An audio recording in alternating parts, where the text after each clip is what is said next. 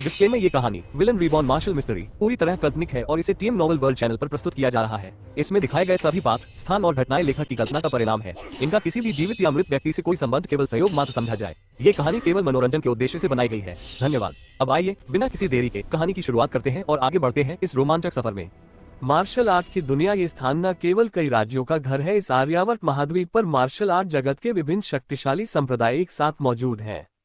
रुद्रांश का पुनर्जन्म martial art की दुनिया में हुआ। उसकी पहचान मार्शल आर्ट की दुनिया के एक कुख्यात खलनायक के रूप में सामने आई। उसने मठों को जला दिया, अर्जुन, गोविंद और चंद्रकांत जैसे नायकों की पिटाई की, विभिन्न शाही महलों से खजाने चुराए और यहाँ तक कि लक्ष्मी, यामिनी, यशिका और वैदेही जैसी 100 फूलों की सूची में शामिल सुंदरियों के साथ छेड़छाड़ भी की। हालांकि इनमें से कोई भी काम रुद्रांश ने नहीं किया था।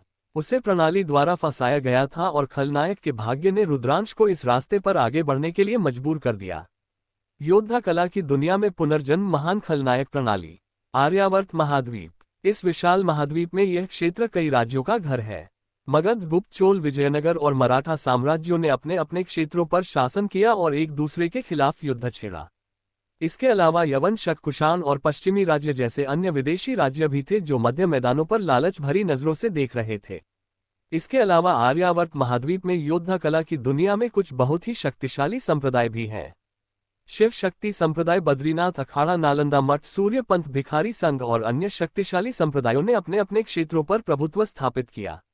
दिव्य लोक में पूर्वी इंद्र, गुरु, त्रिलोचन, यमदेव, स्वच्छंद मुनि और जलमाता जैसे शक्तिशाली विशेषज्ञ भी मौजूद हैं। ये विशेषज्ञ इतने शक्तिशाली हैं कि कुछ ताकतवर साम्राज्य भी इन्हें नाराज करने की हिम्मत नहीं करते। और योद्धा कला की दुनिया की सबसे खूबसूरत महिलाएं जैसे लक्ष्मी, यामिनी, यशिका, वैदेही, अग्निका, मालिनी और योद्धा कला की दुनिया में पुराने और नए 100 फूलों की सूची में अन्य सुंदरियां। वे न केवल शक्तिशाली हैं, इसके पीछे की ताकतें भी बहुत शक्तिशाली हैं। गुप्त साम्राज्य। काशी नगर। एक आलीशान हवेली में एक युवक झूलती कुर्सी पर लेटा हुआ था। वह बेहद दुखी दिख रहा था। युवक खांसने लगा और असहाय होकर अपने आप से कुछ बुदबुदाने लगा। खांसी खांसी खांसी, धिक्कार है मुझे, अभी अभी एक कार ने टक्कर मार दी। मैं इस अराजक दुनिया में कैसे आ गया। गुप्त साम्राज्य और चोल साम्राज्य का सह अस्तित्व समझ में आता है, लेकिन अफसोस की बात है यहाँ मगध साम्राज्य, विजयनगर साम्राज्य और यहाँ तक कि शिव शक्ति संप्रदाय, बद्रीनाथ अखाड़ा और सूर्यपंथ जैसे शक्तिशाली संप्रदाय भी मौजूद हैं। रुद्रांश भी बेहद असहाय था। वह 3 महीने से अधिक समय से इस दुनिया में है। उसने वह सब कुछ सीख लिया है जो उसे जानना आवश्यक था। उसने ऐसी बातें सीखी जो उसे नहीं सीखनी चाहिए थी। जितना अधिक आप समझेंगे उतना ही अधिक रुद्रांश को महसूस हुआ कि उसके सिर में दर्द लगातार बढ़ता जा रहा है। ये दुनिया इतनी अराजक है कि रुद्रांश को ये भी नहीं पता कि यह किस साम्राज्य से संबंधित है। रुद्रांश ने अपने कमजोर शरीर को देखा और पूरी तरह से असहाय महसूस किया। उसे अभी अभी एक कार ने टक्कर मार दी। मैंने समय यात्रा कैसे की। उसके शरीर पर कार दुर्घटना के कोई निशान नहीं थे। ऐसा लग रहा था मानो उसे किसी योद्धा कला गुरु से आंतरिक चोटें आए हों जिनका इलाज साधारण वैद्य भी नहीं कर सकते। सौभाग्य से पुनर्जन्म के बाद रुद्रांश की नई पहचान बुरी नहीं है। काशी नगर में रुद्रांश एक पतनशील रईस है। हालांकि उसके पास कोई शक्ति नहीं है, फिर भी वह इतना धनी है कि जीवन भर आराम से रह सकता है। लेकिन यह महान गुप्त साम्राज्य है। पास में स्थित चोल साम्राज्य लालच भरी निगाहों से गुप्त साम्राज्य पर नजर रखे हुए था। ऐतिहासिक दृष्टि से गुप्त साम्राज्य का विनाश चोल साम्राज्य द्वारा हुआ था। यदि गुप्त साम्राज्य नष्ट हो जाता, रुद्रांश के धन और विलासितापूर्ण जीवन का अंत होने वाला है।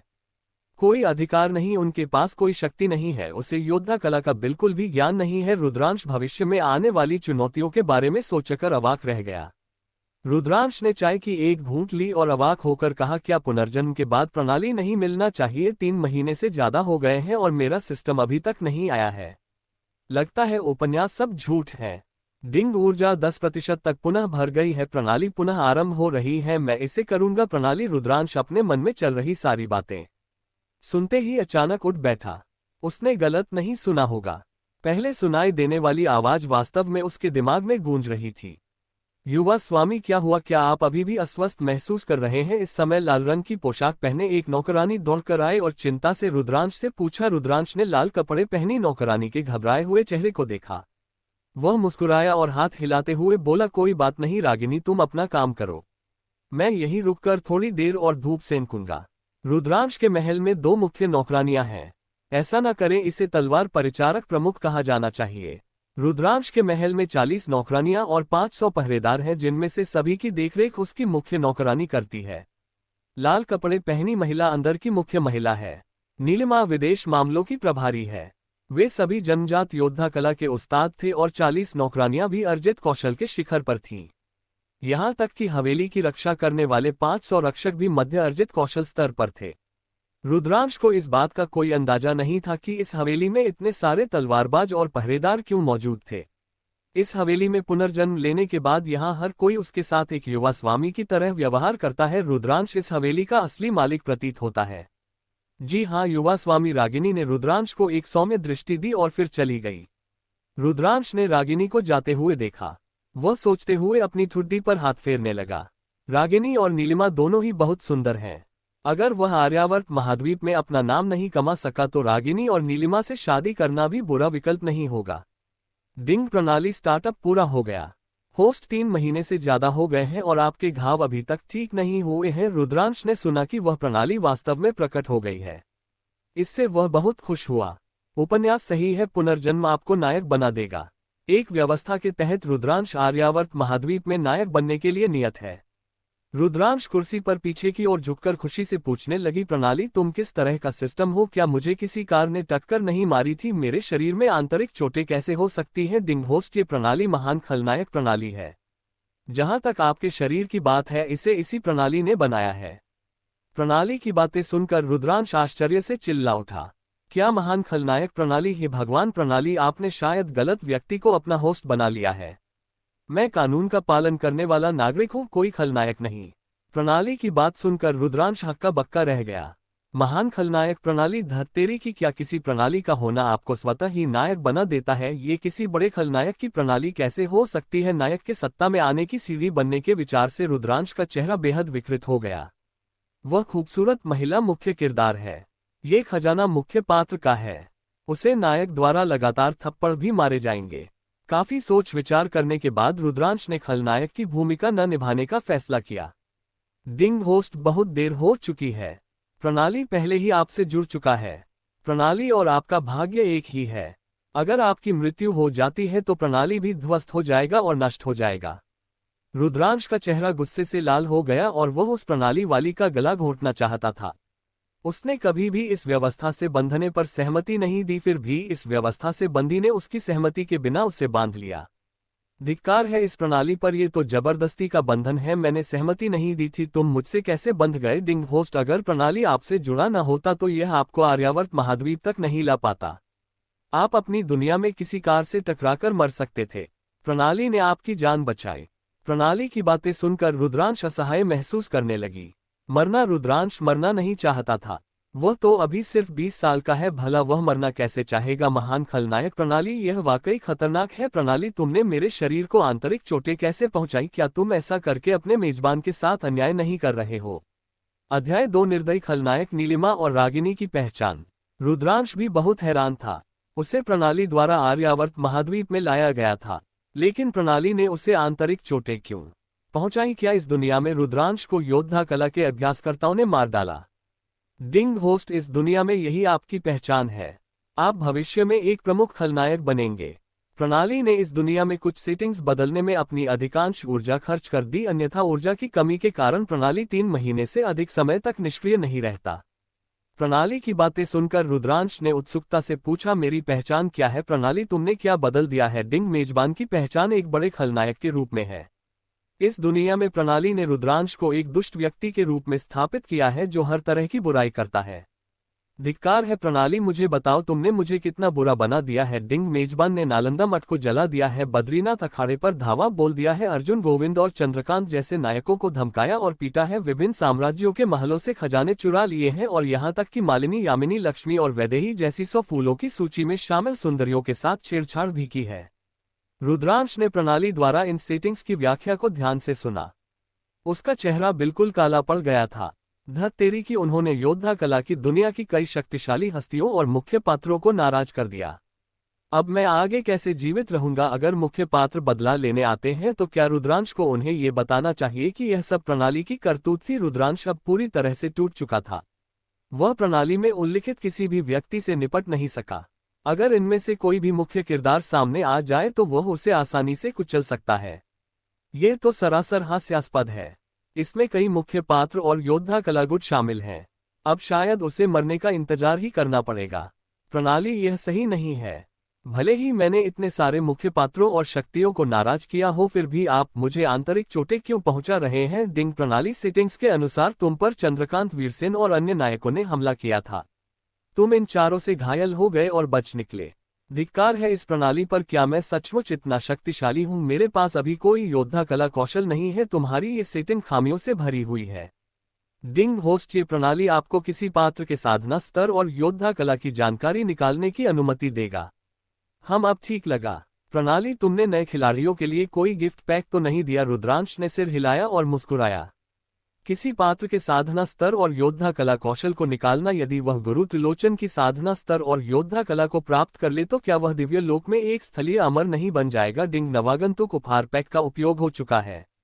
आपका महल और यहां तक कि महल में मौजूद तलवारबाज सेवक और रक्षक भी सभी नवागंतुक उपहार पैक से प्राप्त किए गए थे। रागिनी और नीलिमा स्नो विलेज के पात्र हैं। रुद्रांश को इस बात का एहसास ही नहीं था कि वह पहले ही नौसिखियों के लिए मिले उपहार पैक का इस्तेमाल कर चुका है। कोई आश्चर्य नहीं कि हवेली में काम करने वाली नौकरानियां और पहरेदार उनके प्रति इतने सम्मानजनक थे। दरअसल ये सभी पात्र नए खिलाड़ियों के लिए बने उपहार पैक से प्राप्त किए गए थे। यहाँ नीलिमा और रागिनी भी पाई जाती हैं। वे असल में बर्फ से निकले हुए पात्र थे। इसमें कोई आश्चर्य की बात नहीं है कि नीलिमा और रागिनी इतने सुंदर और शक्तिशाली हैं। प्रणाली, तुम्हारे पास कौन कौन से कार्य हैं? डिंग, जब तक मेजबान खलनायक के समान कार्य करता है उसे खजाने की पेटी मिलेगी। उदाहरण के लिए, यदि मेजबान नायक को पीटता है, उसके अवसर और वस्तुएं चुराता है या यहाँ तक कि नायक की प्रेमिका को भी चुरा लेता है तो उसे अलग अलग खजाने की पेटियां मिलेंगी। प्रणाली की व्याख्या सुनकर रुद्रांश आश्चर्य से चिल्ला उठा। हे भगवान, क्या इसका मतलब यह है कि मुझे नायक से मौत तक लड़ना होगा? प्रणाली, ये अलग अलग खजाने के बक्से क्या है? डिंग, खजाने के बक्से लोहे, कांस्य, चांदी, सोने, प्लेटिनम और हीरे के बक्सों में विभाजित हैं। बक्से का स्तर जितना ऊंचा होगा उसमें मिलने वाली वस्तुएं उतनी ही मूल्यवान होंगी। खजाने के बक्सों में दुनिया भर की वस्तुएं हो सकती हैं। प्रणाली, अगर मैं किसी मुख्य किरदार को पीट दूं तो मुझे किस तरह का खजाना मिलेगा? डिंग, ये ताकत के अंतर पर निर्भर करता है। अगर मुख्य पात्र कमजोर है तो मेजबान को केवल काले लोहे का खजाना मिलेगा। अगर वह मजबूत है तो उसे कांसे का खजाना मिलेगा। यहां तक कि आपसे ज्यादा ताकतवर मेजबान भी उसे हरा नहीं पाएगा। रुद्रांश ने पूछना जारी रखा, अगर मैं किसी कमजोर नायक को मार दूं तो क्या होगा? डिंग, सभी नायकों की किस्मत अच्छी होती है। यहां तक कि एक कमजोर नायक को भी मेजबान के लिए मारना मुश्किल होगा। अगर मेजबान किसी ऐसे नायक को मारता है जो अभी तक परिपक्व नहीं हुआ है तो उसे सोने का खजाना मिल सकता है। रुद्रांश ने इस बारे में सोचा और सहमति जताई कि यह प्रणाली सही थी। ठीक उसी छोटे बदमाश की तरह उसके बड़े होने से पहले ही उसकी किस्मत असाधारण रूप से अच्छी थी।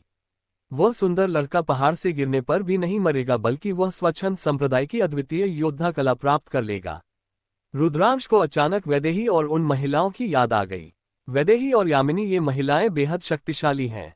अगर वे बदला लेने आते हैं और रुद्रांश उन्हें पकड़ लेता है या मार देता है तो क्या वह खजाने की पेटी हासिल कर पाएगा? ये सोचते हुए रुद्रांश ने जल्दी से प्रणाली से पूछा, वैसे प्रणाली, अगर मैं उन महिला मुख्य पात्रों और सहायक पात्रों को पकड़ लूं या पीट दूं तो क्या मुझे खजाने के बक्से भी मिल सकते हैं? डिंग, ठीक है। जैसे ही होस्ट खलनायक की तरह काम करना शुरू करेगा, प्रणाली होस्ट को एक संकेत देगा। ये सुनकर रुद्रांश को राहत मिली। यदि ऐसा है तो उसके खजाने की पेटी मिलने की संभावना कहीं अधिक है। क्या ये सिर्फ खलनायक बनने के बारे में नहीं है? ये कोई बड़ी बात नहीं लगती। ये प्रणाली उसे न तो खूनी राक्षस बनाती है, न ही नायकों द्वारा उसे थप्पड़ मारकर अपनी ताकत का प्रदर्शन करने का दृश्य दिखाती है।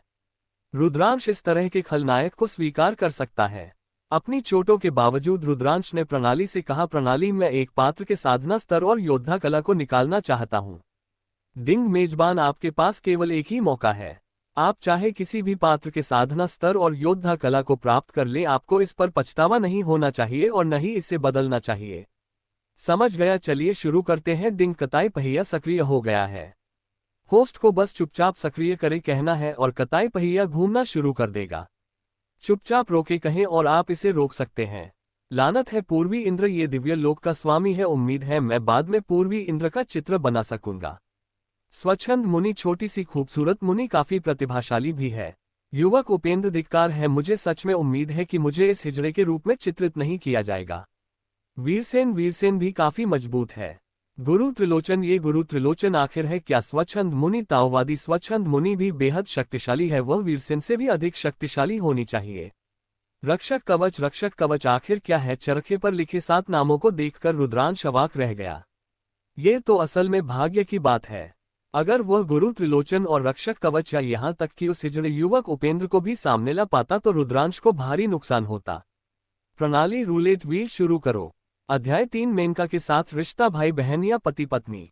रुद्रांश द्वारा चरखा चालू करने के बाद प्रणाली स्पेस में मौजूद टर्नटेबल तेजी से घूमने लगा। चमकते हुए चरखे को देखते हुए रुद्रांश ने अपना सिर हिलाया।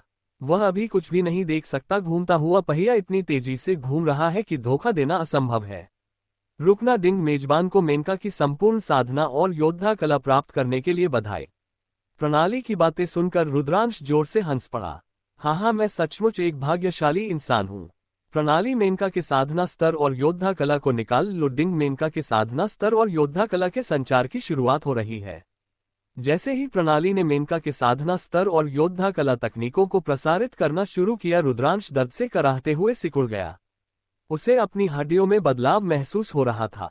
हे भगवान, इतना दर्द क्यों हो रहा है? 15 मिनट बाद रुद्रांश पसीने से तरबतर होकर हौंफते हुए झूला कुर्सी पर लेटी हुई थी। उसे इस बात की उम्मीद नहीं थी कि केवल अपनी साधना के स्तर और योद्धा कला तकनीकों को स्थानांतरित करने से उसे इतना दर्द होगा कि वह लगभग असहनीय रूप से सहन कर पाएगा। डिंग, मेजबान, इस बार आपको बहुत बड़ा लाभ मिला है। आपको न केवल मेनका का साधना स्तर और योद्धा कला प्राप्त हुआ है, बल्कि मेनका की साधना प्रतिभा भी प्राप्त हुई है। सच में लगता है मुझे वाकई बहुत अच्छा सौदा मिल गया। रुद्रांश ने अपनी आंखें बंद कर ली और अपने शरीर में हो रहे बदलावों को महसूस किया। उसके मन में योद्धा कला का अभ्यास ठीक वैसा ही था जैसा वह बचपन से करता आ रहा था।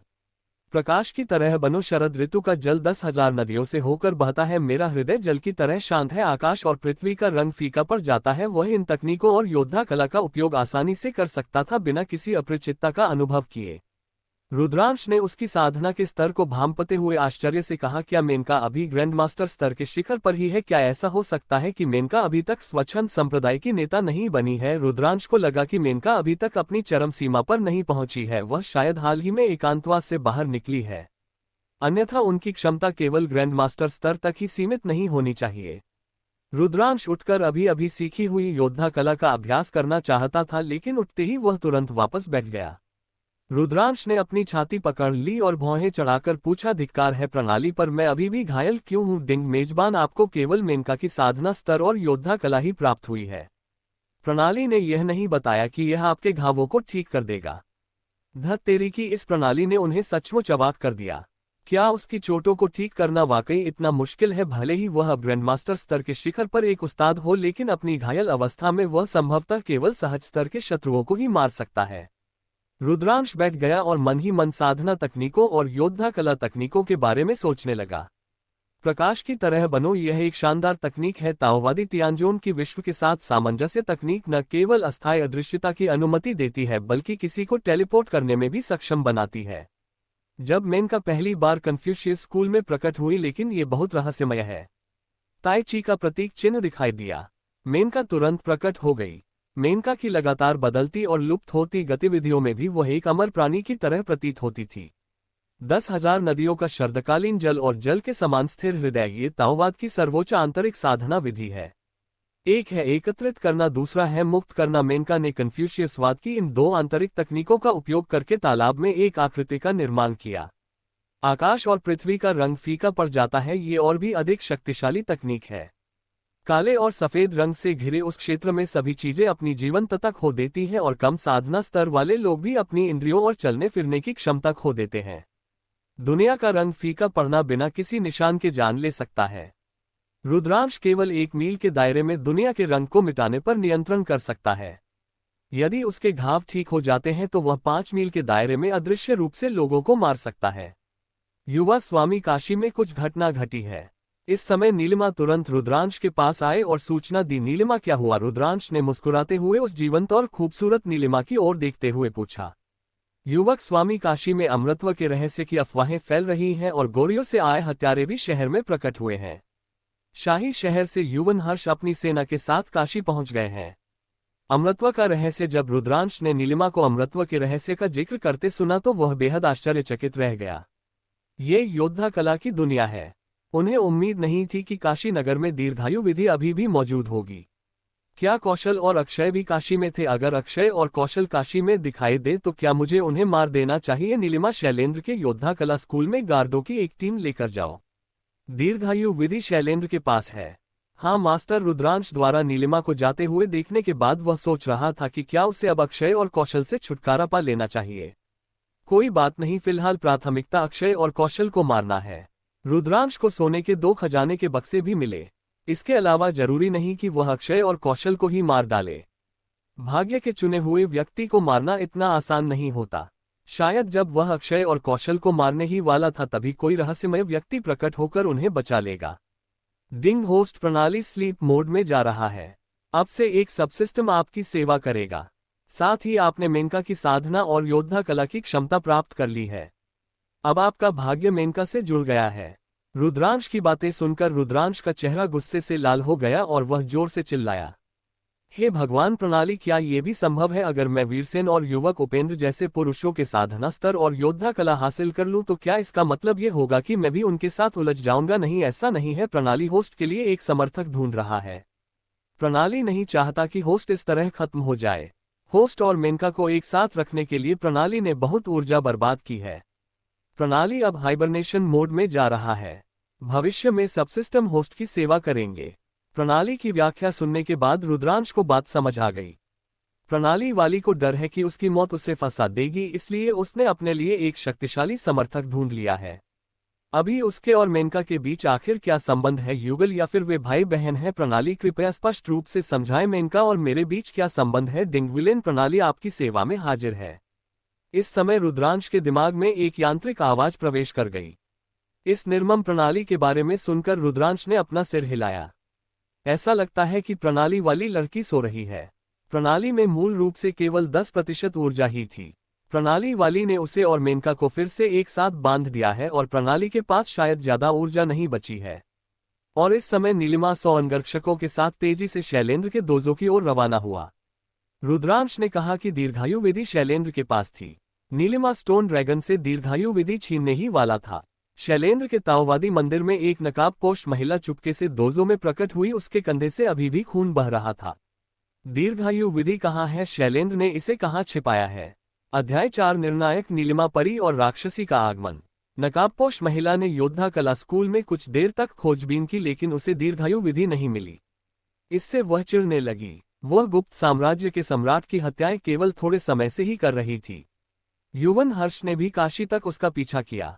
इसके अलावा दीर्घायु विधि की खबर पहले ही फैल चुकी है और संभवतः कई योद्धा कला गुरुओं के आने में काफी समय लगेगा।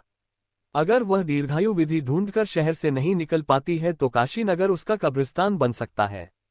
शैलेंद्र के योद्धा कला स्कूल में 2 गंदे दिखने वाले बदमाश चुपके से अंदर घुस आए, दोजों पर एक नजर डाली और फिर एक तरफ छिप गए।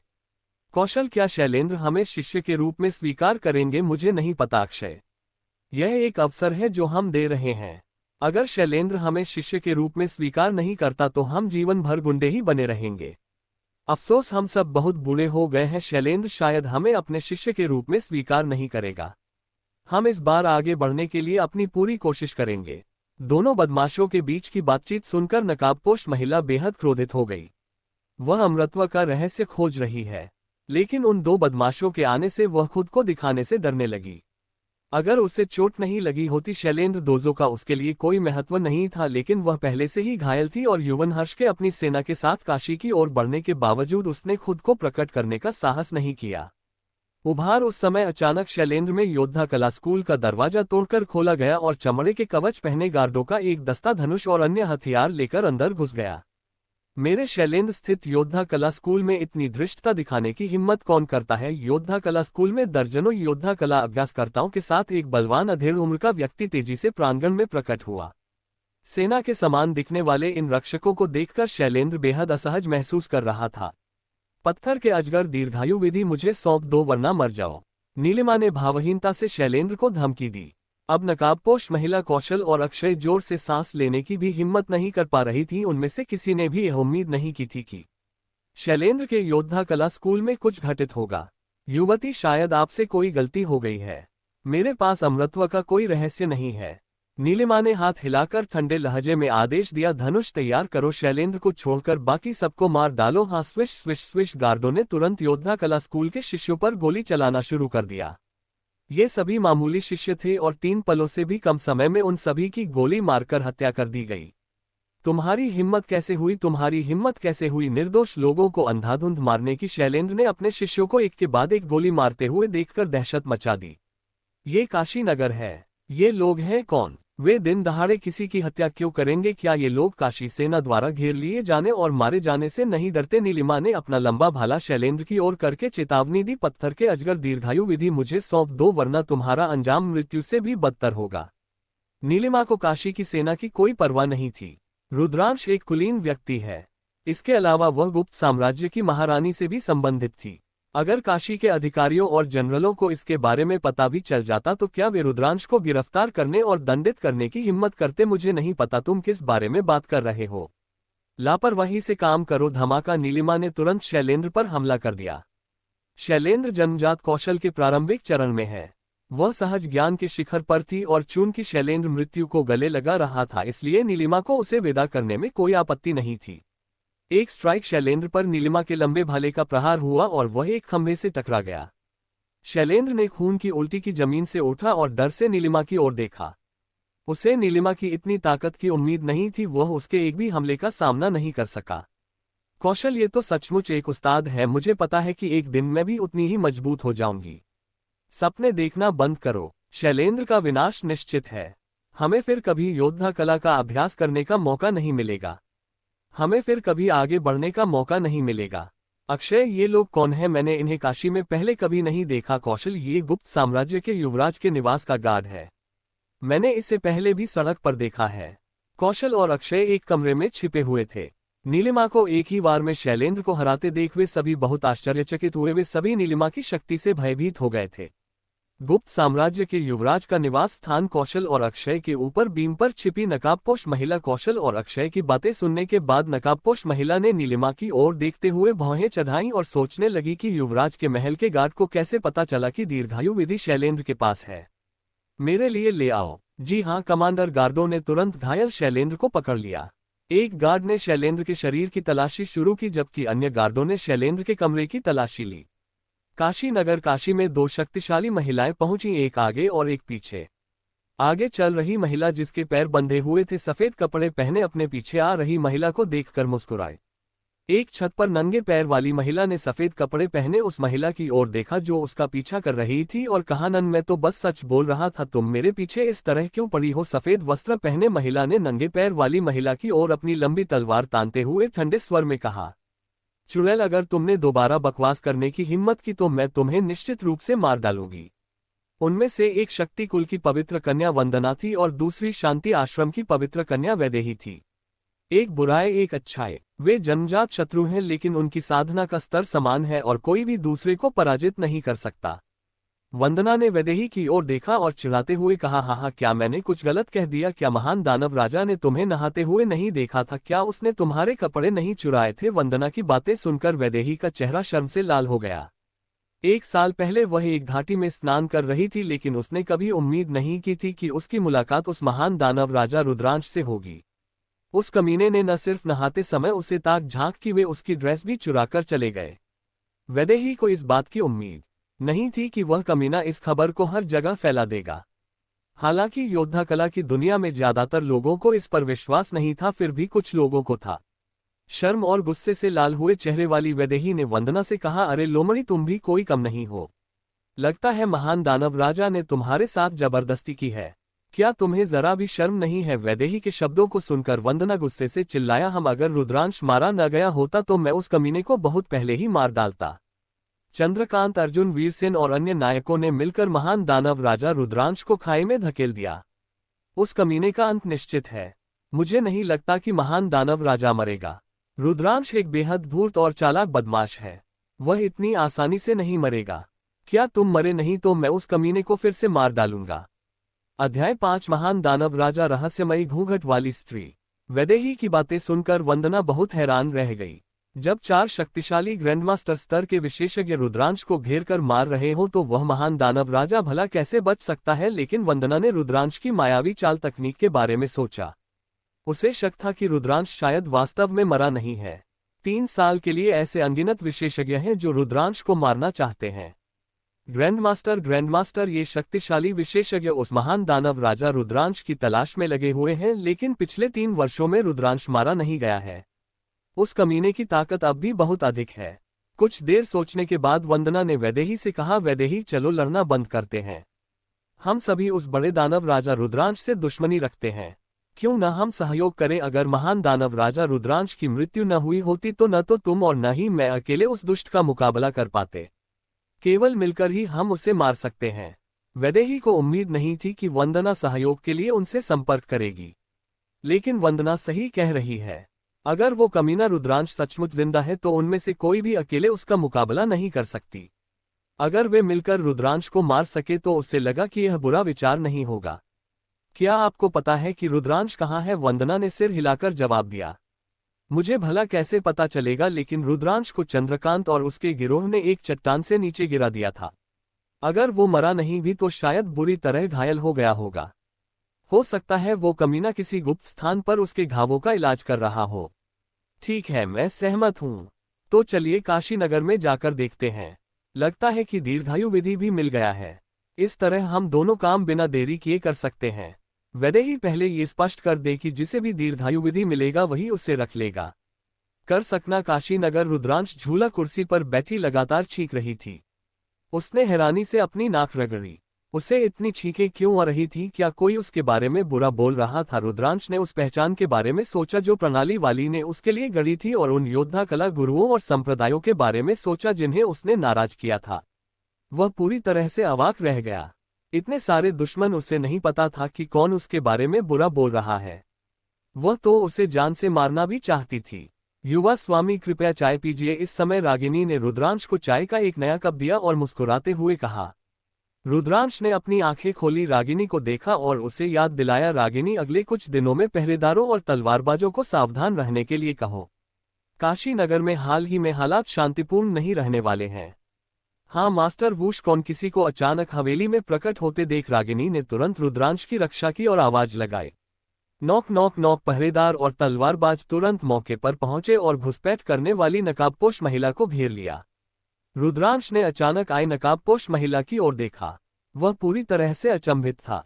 यह महिला ग्रैंडमास्टर है। यह उससे कहीं अधिक शक्तिशाली है। अब घूंघट ओढ़े महिला ने झूला कुर्सी पर बैठे रुद्रांश की ओर देखा और ठंडे स्वर में कहा, महान दानव राजा रुद्रांश, मुझे उम्मीद नहीं थी कि आप वास्तव में जीवित होंगे और आप वास्तव में एक कुलीन व्यक्ति होंगे। आप कौन हैं? रुद्रांश के दिल में धिक्कार है कि भावना उमड़ उठी। दानव राजा उसका एक उपनाम भी है। महान दानव राजा। इससे वह सचमुच अवाक रह गया। उस प्रणाली वाली ने उससे कौन से बुरे काम करवाए थे जिनकी वजह से उसे महान दानव राजा का उपनाम मिला? रुद्रांश के सतर्क चेहरे को देखकर नकाबपोश महिला ने कहा, महान दानव राजा, आपको चिंता करने की कोई आवश्यकता नहीं है। हमारी आपसे कोई शत्रुता नहीं है। हमें बस कुछ दिनों के लिए आपका महल उधार चाहिए। मुझे विश्वास नहीं हो रहा, रुद्रांश ने भावहीनता से कहा। चुटकुला, एक प्रभावशाली विशेषज्ञ बिना बुलाए ही आ गया। बस कुछ दिनों के लिए, यहाँ तक कि भूत भी इस बात पर विश्वास नहीं करेगा। अलावा उन्होंने प्रणाली की वजह से अनगिनत लोगों को नाराज किया। क्या यह महिला सचमुच सोचती है कि उनके बीच कोई दुश्मनी नहीं है? घूंघट वाली महिला ने रुद्रांश की ओर देखा और उसे चेतावनी दी। क्या आपको मुझ पर विश्वास नहीं है? लगता है चंद्रकांत और उसके गिरोह ने आपको घायल कर दिया है और आप अभी तक ठीक नहीं हुए हैं। क्या आपको लगता है कि आप आपके महल में रहने पर आपत्ति कर सकते हैं, या आप चाहते हैं कि मैं आपकी पहचान उजागर कर दूं? हम महोदया, आप जितनी देर चाहें उतनी देर तक रुक सकती हैं। घूंघट वाली महिला की बातें सुनकर रुद्रांश अवाक रह गया। जब महिला का सौम्य तरीका कारगर नहीं हुआ तो उसने धमकियों का सहारा लिया, लेकिन रुद्रांश के पास कोई विकल्प नहीं था। वह घूंघट वाली महिला का मुकाबला नहीं कर सकता था। इसके अलावा वह अभी भी घायल है और पूरी तरह से ठीक नहीं हुआ है। अगर इस नकाबपोश महिला द्वारा उसकी पहचान उजागर कर दी जाती तो संभवतः प्रणाली द्वारा बनाए गए सभी दुश्मन उसे मारने के लिए आ जाते। तुम सचमुच बेशर्म हो। नकाबपोश महिला ने रुद्रांश के रवैये में आए अचानक बदलाव को देखकर अपना सिर हिलाया। क्या ये वही कुख्यात दानव राजा रुद्रांश है जो योद्धा कला की दुनिया में दहशत फैलाता है? ये तो सरासर बेशर्म और नीच बदमाश है। रुद्रांश ने अपने बगल में रागिनी को निर्देश दिया, रागिनी पहरेदारों और तलवार चलाने वाले परिचारकों को जाने के लिए कहो और इस नायिका के लिए एक और कप चाय लाओ। हाँ मास्टर। घूंघट ओढ़े महिला रुद्रांश के सामने बैठी चारों ओर देखा और बोली, यहाँ का वातावरण बहुत ही सुखद, शांत और हरियाली से भरपूर है। आप तालाब के किनारे बैठकर चाय पी रहे हैं। आप महान दानव राजा वाकई आनंद लेना जानते हैं। रुद्रांश ने घूंघट वाली महिला की ओर देखा और उलझन में पूछा, श्रीमती आपका नाम क्या है? ये दुनिया योद्धा कला की दुनिया है। रुद्रांश भी यह अंदाजा नहीं लगा पाई कि घूंघट वाली महिला कौन थी। योद्धा कला की दुनिया में शायद अनगिनत महिला ग्रैंड मास्टर हैं और रुद्रांश उन सभी का अनुमान नहीं लगा सकती। नकाबपोश महिला ने रुद्रांश की बातें सुनकर उसे चिढ़ाया, क्या महान दानव राजा बाद में मुझसे बदला लेना चाहता है? रुद्रांश ने जल्दी से अपना सिर हिलाया और जवाब दिया, मैं ऐसा करने की हिम्मत नहीं करूंगा। आप एक ग्रैंड मास्टर हैं। मैं आप पर बदला लेने के लिए अपनी जान जोखिम में कैसे डाल सकता हूं? घूंघट ओढ़े महिला को रुद्रांश की बातों पर बिल्कुल भी विश्वास नहीं हुआ। इस महान राक्षस ने नालंदा मठ को जलाने का साहस किया। नालंदा मठ में दिव्य लोक में रहने वाले अमर प्राणी हैं, लेकिन फिर भी यह महान दानव राजा बिना किसी नुकसान के बच निकलने में कामयाब रहा है। न बद्रीनाथ अखाड़ा, शांति आश्रम, शिव शक्ति संप्रदाय, स्वच्छंद संप्रदाय और विभिन्न साम्राज्यों के शाही महल, यह महान दानव राजा अपनी मर्जी से कहीं भी आ जा सकता है। यहाँ तक कि घूंघट वाली महिला भी रुद्रांश के आसपास बेहद सतर्क रहती है। ग्रैंड मास्टर, क्या आपने पहले ही काफी ग्रैंड मास्टर्स को नाराज नहीं किया है? शांति आश्रम की यशोदा, मराठा साम्राज्य की मालिनी, शिव शक्ति संप्रदाय की यामिनी, शांति आश्रम की वैदेही, ये सभी ग्रैंड मास्टर हैं और क्या इन सभी के साथ आपने ही नहीं खेला था? मैं इसे करूंगा। धत्तेरी की धिक्कार है इस प्रणाली पर लड़की, क्या ये उसे जान से मारने के लिए है? इनवाइटिंग मून, मालिनी, यामिनी, वैदेही, ये सभी महिलाएं निर्मम है और इनमें से प्रत्येक के पीछे एक शक्तिशाली संप्रदाय का हाथ है। रुद्रांश अपने भविष्य को लेकर बहुत चिंतित है। महान दानव राजा, आपको सूचित किया जाता है कि शांति आश्रम की वैदेही और शक्ति कुल की वंदना काशी नगर में आ चुकी हैं। अध्याय 6, काशी के जुड़वा ड्रैगन, काला लोहे का खजाना मेरे हाथों में है।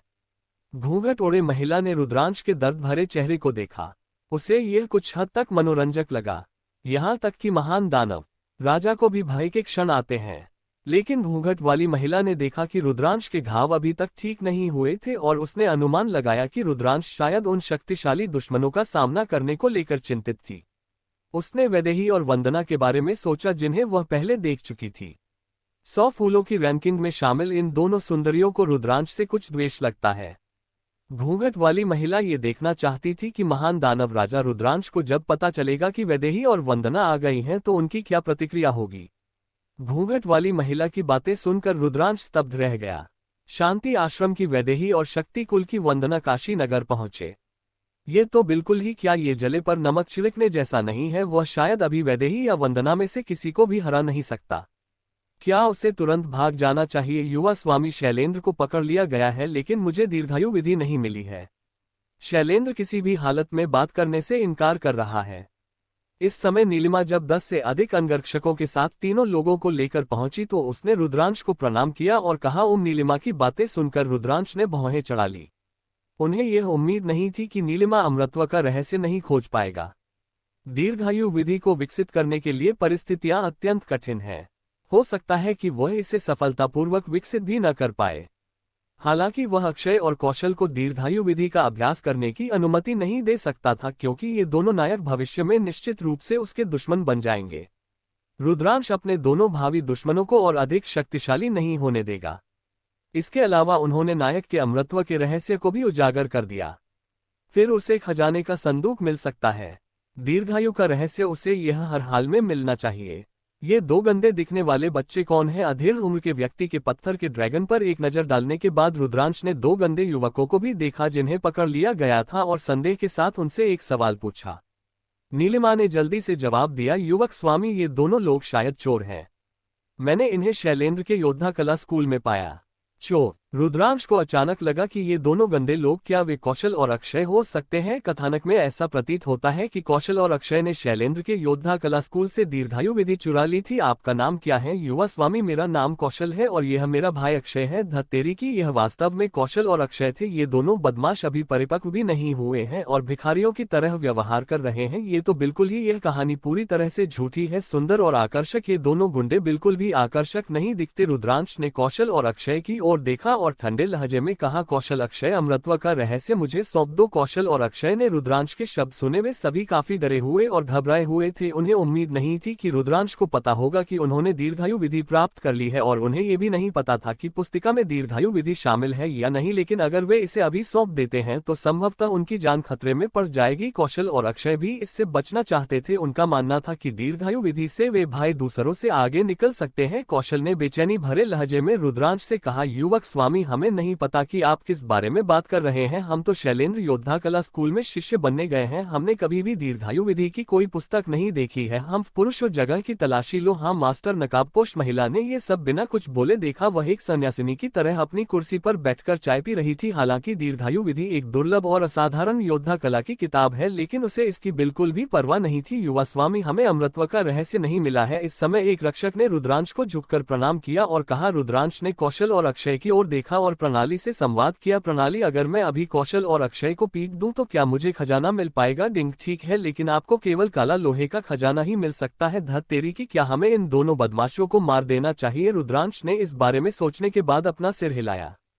वह अभी तक अपनी चोटों से उबर नहीं पाया है। अगर कौशल और अक्षय की हत्या करने के बाद कोई गुरु उनकी मदद के लिए आता है तो रुद्रांश खतरे में पड़ सकता है। रुद्रांश ने कौशल और अक्षय पर एक नजर डाली और फैसला किया कि पहले उन्हें ही सबक सिखाया जाए। मुझे मारे। यहाँ पास ही मौजूद गार्डों ने तुरंत कौशल और अक्षय को पकड़ लिया और उनकी पिटाई शुरू कर दी। धर धर धर नहीं, हमारे पास वास्तव में अमृतत्व का रहस्य नहीं है। युवक स्वामी, हम केवल शैलेंद्र के शिष्य बनना चाहते हैं। हमारे पास अमृतत्व का रहस्य नहीं है। कौशल और अक्षय को पहरेदारों ने पकड़ लिया और लाठियों से बुरी तरह पीटा। घबराहट में दोनों ने रुद्रांश को पुकारा। रुद्रांश ने कौशल और अक्षय को नजरअंदाज कर दिया। उसने घावों से ढके शैलेंद्र को देखा और फिर नीलिमा को निर्देश दिए। नीलिमा, शैलेंद्र से निपटो। हाँ मास्टर। रुद्रांश के निर्देश सुनने के बाद नीलिमा ने अपने आसपास मौजूद गार्डों को हाथ हिलाकर अभिवादन किया। जब शैलेंद्र को दो गार्ड घसीटकर ले गए, वह भयभीत था और जल्दी से जोर जोर से दया की भीख मांगने लगा। नहीं महाराज, कृपया मुझे मत मारिए। मुझे सच में नहीं पता कि दीर्घायु विधि किसने चुराई है। कृपया मुझे मत मारिए। डिंग, मेजबान को दो काले लोहे के खजाने के बक्से प्राप्त करने के लिए बधाई। प्रणाली नोटिफिकेशन की आवाज सुनकर रुद्रांश मुस्कुरा उठा। कौशल और अक्षय को पीटना शुरू करने के 1/4 घंटे से भी कम समय के भीतर यह घटना घटी। मेरे पास दोनों खजाने के बक्से हैं। हालांकि ये दोनों काले लोहे के खजाने के बक्से हैं, लेकिन ये पहली बार था जब रुद्रांश को कोई खजाना मिला था और वह देखना चाहता था कि उसे काले लोहे के खजाने से कौन कौन सी वस्तुएं मिल सकती हैं। कौशल और अक्षय की पिटाई जारी देखकर रुद्रांश ने गार्डों को रोकने के लिए हाथ हिलाया। कौशल, अगर तुम दीर्घायु विधि के ठिकाने का खुलासा नहीं करोगे तो अक्षय को मौत की सजा दी जाएगी। रुद्रांश की बातें सुनकर कौशल भयभीत हो गया। ये युवराज निर्दयी है और बिना पलक झपकाए हत्या कर देता है। शैलेंद्र योद्धा कला स्कूल में सभी का नरसंहार कर दिया गया था और शैलेंद्र के भी मारे जाने की आशंका थी। कौशल को डर था कि रुद्रांश सचमुच अक्षय को मार डालेगा। कौशल ने रुद्रांश की ओर देखा और डरते हुए पूछा, युवा युवराज, अगर मैं आपको बता दूं तो क्या आप हम भाइयों को बख्श देंगे? कर सकना युवक स्वामी, आप अपने वचन से पीछे नहीं हटेंगे हैं ना? कौशल की बातें सुनकर रुद्रांश अवाक रह गया। वह उन दोनों छोटे कमीनों को भी मारना चाहता था, लेकिन उसकी हिम्मत नहीं हुई। क्या इतने सौभाग्यशाली नायकों को मारना इतना आसान होता है? अगर रुद्रांश कौशल और अक्षय को मार डालता है तो संभवतः इन दोनों बदमाशों को बचाने के लिए विशेषज्ञ मौजूद होंगे। अगर आप मरना नहीं चाहते तो मुझे दीर्घायु विधि का पता बताइए। कौशल ने अक्षय की ओर एक नजर डाली और तुरंत रुद्रांश से कहा, दीर्घायु विधि शैलेंद्र योद्धा कला स्कूल के प्रांगण में एक बबूल के पेड़ के नीचे एक नीले पत्थर की पटिया से दबा हुआ है। उसके बगल में बैठी नीलिमा ने कौशल की बातें सुन ली। वह जल्दी से कुछ गार्डों को लेकर शैलेंद्र के योद्धा कला स्कूल गई। इस समय घूंघट वाली महिला ने रुद्रांश की ओर देखा और उससे याद दिलाया, रुद्रांश, हालांकि दीर्घायु विधि एक दुर्लभ और असाधारण योद्धा कला पुस्तक है, लेकिन इसका अभ्यास करने की शर्तें बेहद कठिन है। दीर्घायु विधि प्राप्त करने के बाद भी शायद आप इसका अभ्यास नहीं कर पाएंगे। इससे तुम्हारा कोई संबंध नहीं, तुम खुद ही मुसीबत मोल ले रहे हो।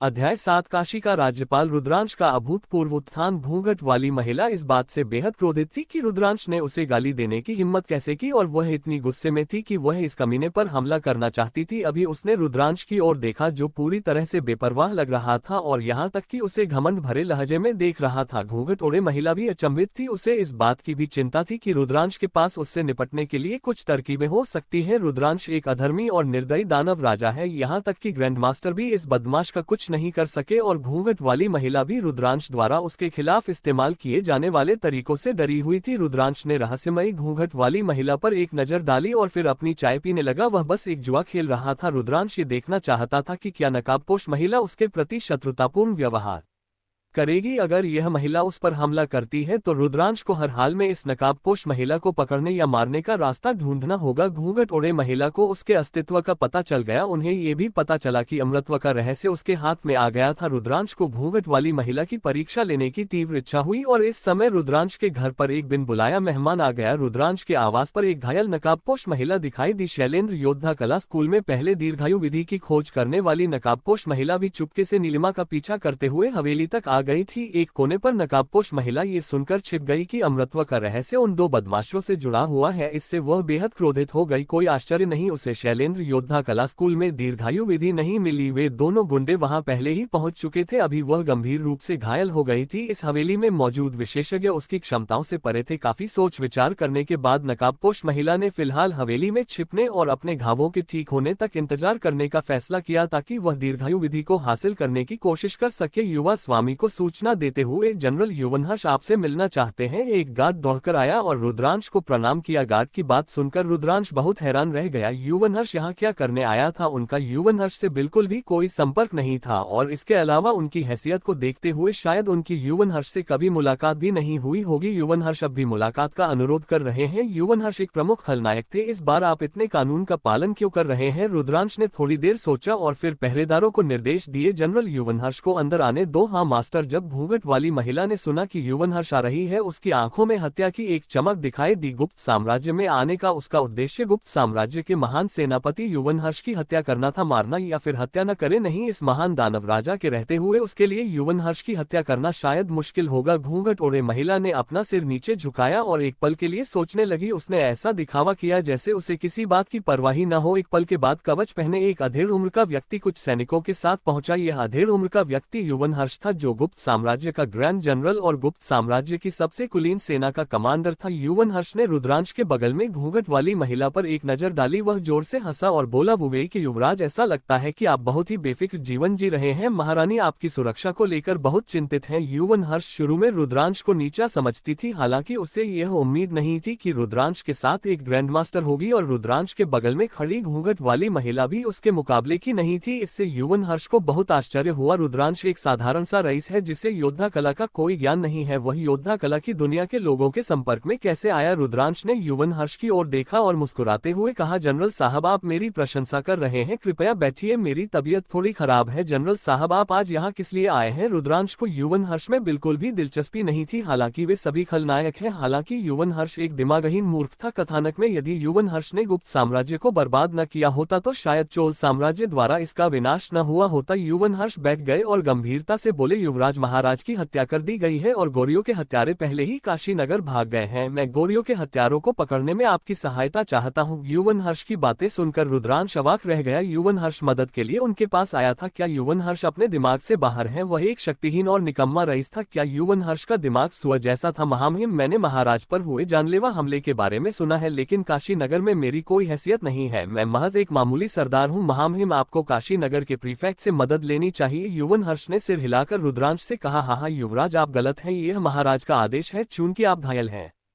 इसलिए आपको उठने की जरूरत नहीं है, आप स्वयं आदेश देख लीजिए। युवनहर्ष को भी रुद्रांश से बहुत ईर्ष्या थी। यद्यपि युवनहर्ष परिवार सरकार को नियंत्रित करता था और वह गुप्त साम्राज्य के दरबार में एक उच्च पद पर आसीन था, फिर भी उसका परिवार अभी तक शाही परिवार नहीं बना था और उसने अभी तक सम्राट को प्रतिस्थापित नहीं किया था। रुद्रांश एक वंशानुगत युवराज था, लेकिन वह एक शक्तिहीन युवराज था। हालांकि युवराज रुद्रांश ने किसी तरह महारानी के साथ संबंध बना लिया और इस बार तो सम्राट ने उन्हें काशीनगर का राज्यपाल भी नियुक्त कर दिया। यह एक ही कदम में शीर्ष पर पहुंचने जैसा है। राज्य के सभी राजनीतिक और सैन्य मामले रुद्रांश के नियंत्रण में थे। ये तो पूरी तरह से स्थानीय तानाशाह है। रुद्रांश ने युवनहर्ष से शाही फरमान लिया और उसे पढ़ना शुरू कर दिया। उन्हें सम्राट से शाही फरमान जारी होने की उम्मीद नहीं थी। क्या वह अत्याचारी सम्राट फिर से मुसीबत खड़ी करेगा? मैं इसे करूंगा। क्या सम्राट पागल था? धत तेरी की, सम्राट ने उन्हें काशीनगर का राज्यपाल क्यों नियुक्त किया होगा? वह काशीनगर के सभी अधिकारियों और सैनिकों का नेतृत्व करता था, जिसमें 7 प्रांत शामिल थे। क्या सम्राट पागल हो गया है? गुप्त साम्राज्य साम्राज्य के पास कुल मिलाकर केवल 7 प्रांत थे। सम्राट ने बिना किसी कारण के खुद को राज्यपाल क्यों नियुक्त किया और यहाँ तक कि उसे पूरे काशी प्रांत और उसके 7 जिलों का नियंत्रण भी क्यों दे दिया गया? मैं भरोसा करता हूँ, क्या इसका यह मतलब हो सकता है कि चोल साम्राज्य गुप्त साम्राज्य के खिलाफ युद्ध छेड़ने वाला है? रुद्रांश ने युवनहर्ष की ओर देखा और उलझन में पूछा, महाराज क्या चोल साम्राज्य गुप्त साम्राज्य के खिलाफ युद्ध छेड़ने जा रहा है? रुद्रांश की बातें सुनकर युवनहर्ष को बात समझ आ गई। रुद्रांश को इस बात की चिंता थी कि चोल साम्राज्य गुप्त साम्राज्य के खिलाफ युद्ध छेड़ देगा, इसलिए उन्हें काशी नगर का राज्यपाल नियुक्त किया गया था। ये युवराज शायद डरा हुआ है। युवनहर्ष ने मुस्कुराते हुए रुद्रांश से कहा, हाँ नहीं, चोल साम्राज्य इस समय तुर्कों के साथ गतिरोध में है। चोल साम्राज्य के पास हमारे गुप्त साम्राज्य के खिलाफ युद्ध छेड़ने की सैन्य शक्ति नहीं है। युवनहर्ष की बातें सुनकर रुद्रांश और भी ज्यादा हैरान हो गया। चोल साम्राज्य ने गुप्त साम्राज्य के खिलाफ युद्ध नहीं छेड़ा था तो फिर उस अयोग्य सम्राट ने उसे इतने उच्च पद पर क्यों नियुक्त किया होगा? रानी युवनहर्ष ने अभी अभी महारानी का जिक्र किया था, क्या उनका संबंध गुप्त साम्राज्य की महारानी से है? क्या ये प्रणाली की एक और चाल है? रुद्रांश अपने किरदार की पृष्ठभूमि के बारे में सोचने लगा, जिसमें विभिन्न साम्राज्यों के महलों में घुसपैठ करना शामिल था। क्या ऐसा हो सकता है कि गुप्त साम्राज्य की महारानी का उसके साथ कोई गुप्त संबंध था, या क्या गुप्त साम्राज्य की महारानी उससे संबंधित थी? युवक स्वामी को रिपोर्ट करते हुए शांति आश्रम की वैदेही और शक्तिकुल की वंदना बाहर दर्शकों से अनुरोध कर रहे हैं।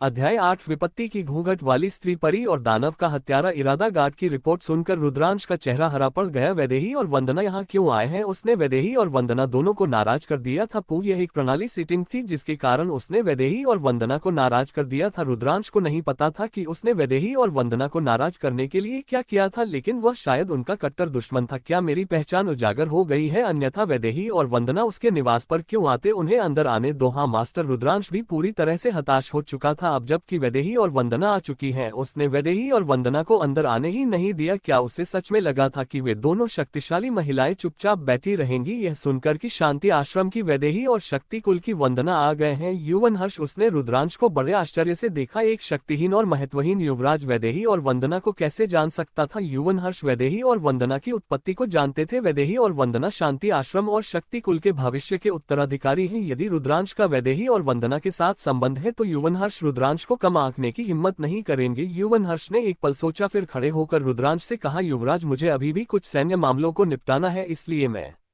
अब आपको परेशान नहीं करूंगा। युवनहर्ष को जल्द से जल्द इस युवराज रुद्रांश की जांच करनी थी। रुद्रांश शायद बिल्कुल भी सरल व्यक्ति नहीं है। ये युवराज शायद इतने वर्षों से अपने असली स्वभाव को बहुत अच्छी तरह से छिपा रहा है और युवनहर्ष निश्चित रूप से रुद्रांश के हाथों में नहीं पड़ना चाहता है। रुद्रांश ने युवनहर्ष को मुट्ठी जोड़कर अभिवादन किया और मुस्कुराते हुए कहा, जनरल अगर आपको कोई महत्वपूर्ण काम है तो कृपया आगे बढ़े। रुद्रांश को इस बात की बेहद खुशी थी कि यह बेवकूफ खलनायक चला गया। अगर युवनहर्ष को पता चल गया कि उसने दीर्घायु विधि हासिल कर ली है तो इससे शायद फिर से मुसीबत खड़ी हो जाएगी। युवराज, जब आप काशी नगर और उसके 7 जिलों का कार्यभार संभालेंगे तब भी मुझे आपकी मदद की आवश्यकता होगी। चिंता मत करो जनरल, काशी नगर पर कब्जा करने के बाद मैं निश्चित रूप से गोरियों के हत्यारे को पकड़ने में आपकी मदद करूंगा। धन्यवाद, अब मैं चलता हूँ। युवनहर्ष के चले जाने पर रुद्रांश ने राहत की सांस ली। उसने एक तरफ घुटनों के बल बैठे कौशल और अक्षय पर नजर डाली और मन ही मन सोचा, सौभाग्य से इन दोनों बदमाशों ने कुछ नहीं कहा, वरना युवनहर्ष को दीर्घायु विधि के ठिकाने का पता चल जाता। इस समय घूंघट वाली महिला ने रुद्रांश की ओर देखा और ठंडे स्वर में कहा, बधाई हो घूंघट ओढ़े। उस महिला ने कभी उम्मीद नहीं की थी कि रुद्रांश किसी राज्य का राज्यपाल बन जाएगा। यह एक बहुत उच्च पदस्थ अधिकारी है। ऐसा न करे, वह एक तरह से स्थानीय तानाशाह था। एक पूरे राज्य के अधिकारी और सेना इस महान दानव राजा के नियंत्रण में थे। वह एक ही झटके में सत्ता में आ गया था। रुद्रांश झूलती कुर्सी पर लेटे हुए तिरस्कार पूर्वक बोले, मुझे किस लिए बधाई? एक घटिया राज्यपाल होने के लिए? क्या आपको लगता है कि मुझे इसकी परवाह है? रुद्रांश की बातें सुनकर नकाबपोश महिला ने अपना सिर हिलाया। उसे समझ नहीं आ रहा था कि रुद्रांश ने ऐसा क्यों कहा। क्या शाही दरबार में उच्च पदस्थ अधिकारी होना योद्धा कला की दुनिया में रहने वाले जंगली व्यक्ति होने से बेहतर नहीं था? क्या तुम भागने वाले नहीं हो? वैदेही और वंदना जल्द ही आ रहे हैं। रुद्रांश ने सिर हिलाया और बेबसी से कहा, जो होना है वो होकर रहेगा। क्या आपको लगता है कि मैं अभी बच सकता हूँ या आप मुझे बचाने आएंगे? रुद्रांश की बातें सुनकर नकाबपोश महिला ने गुस्से से कहा, तुम सपना देख रहे हो। मैं योद्धा कला की दुनिया का दुश्मन नहीं बनना चाहता। तुमने योद्धा कला की दुनिया में बहुत से लोगों और संप्रदायों को नाराज किया है। अनगिनत योद्धा कला गुरु हैं जो तुम्हें जान से मारना चाहते हैं। मैं तुम्हारे कारण किसी भी तरह की परेशानी में नहीं पड़ना चाहता। शिकायत भूंगट ओढ़े महिला ने रुद्रांश को घूर कर देखा और फिर उस कमीने को नजरअंदाज कर दिया। क्या ये कायरता की समस्या है? इस महान दानव राजा ने अनगिनत योद्धा कला के दिग्गजों, शक्तिशाली संप्रदायों और यहाँ तक कि विभिन्न साम्राज्यों को भी नाराज किया है। योद्धा कला की दुनिया में क्या इस कमीने के कोई दोस्त है? योद्धा कला की दुनिया में कौन इस महान दानव राजा से दोस्ती करने की हिम्मत करेगा? कौशल और अक्षय उसके बगल में घुटनों के बल बैठ गए और एक शब्द भी बोलने की हिम्मत नहीं कर रहे थे। उन्होंने अभी अभी कही गई बात सुन ली। रुद्रांश भविष्य में काशी नगर के सर्वोच्च पदस्थ अधिकारी होंगे, इसलिए वे लापरवाही से बोलने और उन्हें फिर से नाराज करने की हिम्मत नहीं करेंगे। युवक स्वामी, किसी ने हवेली में सेंध लगाए है और वे तलवारबाज सेवक के वेश में है। इस समय रागिनी रुद्रांश के पास गई और फुसफुसाते हुए बोली। रागिनी की बातें सुनकर रुद्रांश अवाक रह गया। आज क्या हो रहा है? वे सब उसके महल में क्यों आ रहे हैं? क्या कोई घुसपैठिया तलवारबाज के वेश में था? इसका मतलब है कि एक महिला आ गई है। उनके घर कौन आया होगा? गोरियों का हत्यारा? क्या ये वही महिला फू जुंजुओ हो सकती है? फू जुंजुओ भी अमृतत्व का रहस्य प्राप्त करना चाहता था। ऐसा इसलिए हुआ होगा क्योंकि फू जुंजुओ को पता चला कि शैलेंद्र को पकड़कर उसके निवास पर लाया गया है। फू जुंजुओ शायद दीर्घायु विधि के ठिकाने का पता लगाने के लिए यहाँ आया है। रागिनी, फिलहाल उसे नजरअंदाज करो, लेकिन उस महिला की हर हरकत पर नजर रखो। हाँ मास्टर। लाल कपड़े पहनी महिला की बात सुनकर नकाबपोश महिला मुस्कुराई और बोली, आज आपके घर में काफी चहल पहल है। तुम्हारे आने के बाद से ही यहाँ काफी चहल पहल हो गई है। तुम तो मानो अपशगुन हो। रुद्रांश ने घूंघट वाली महिला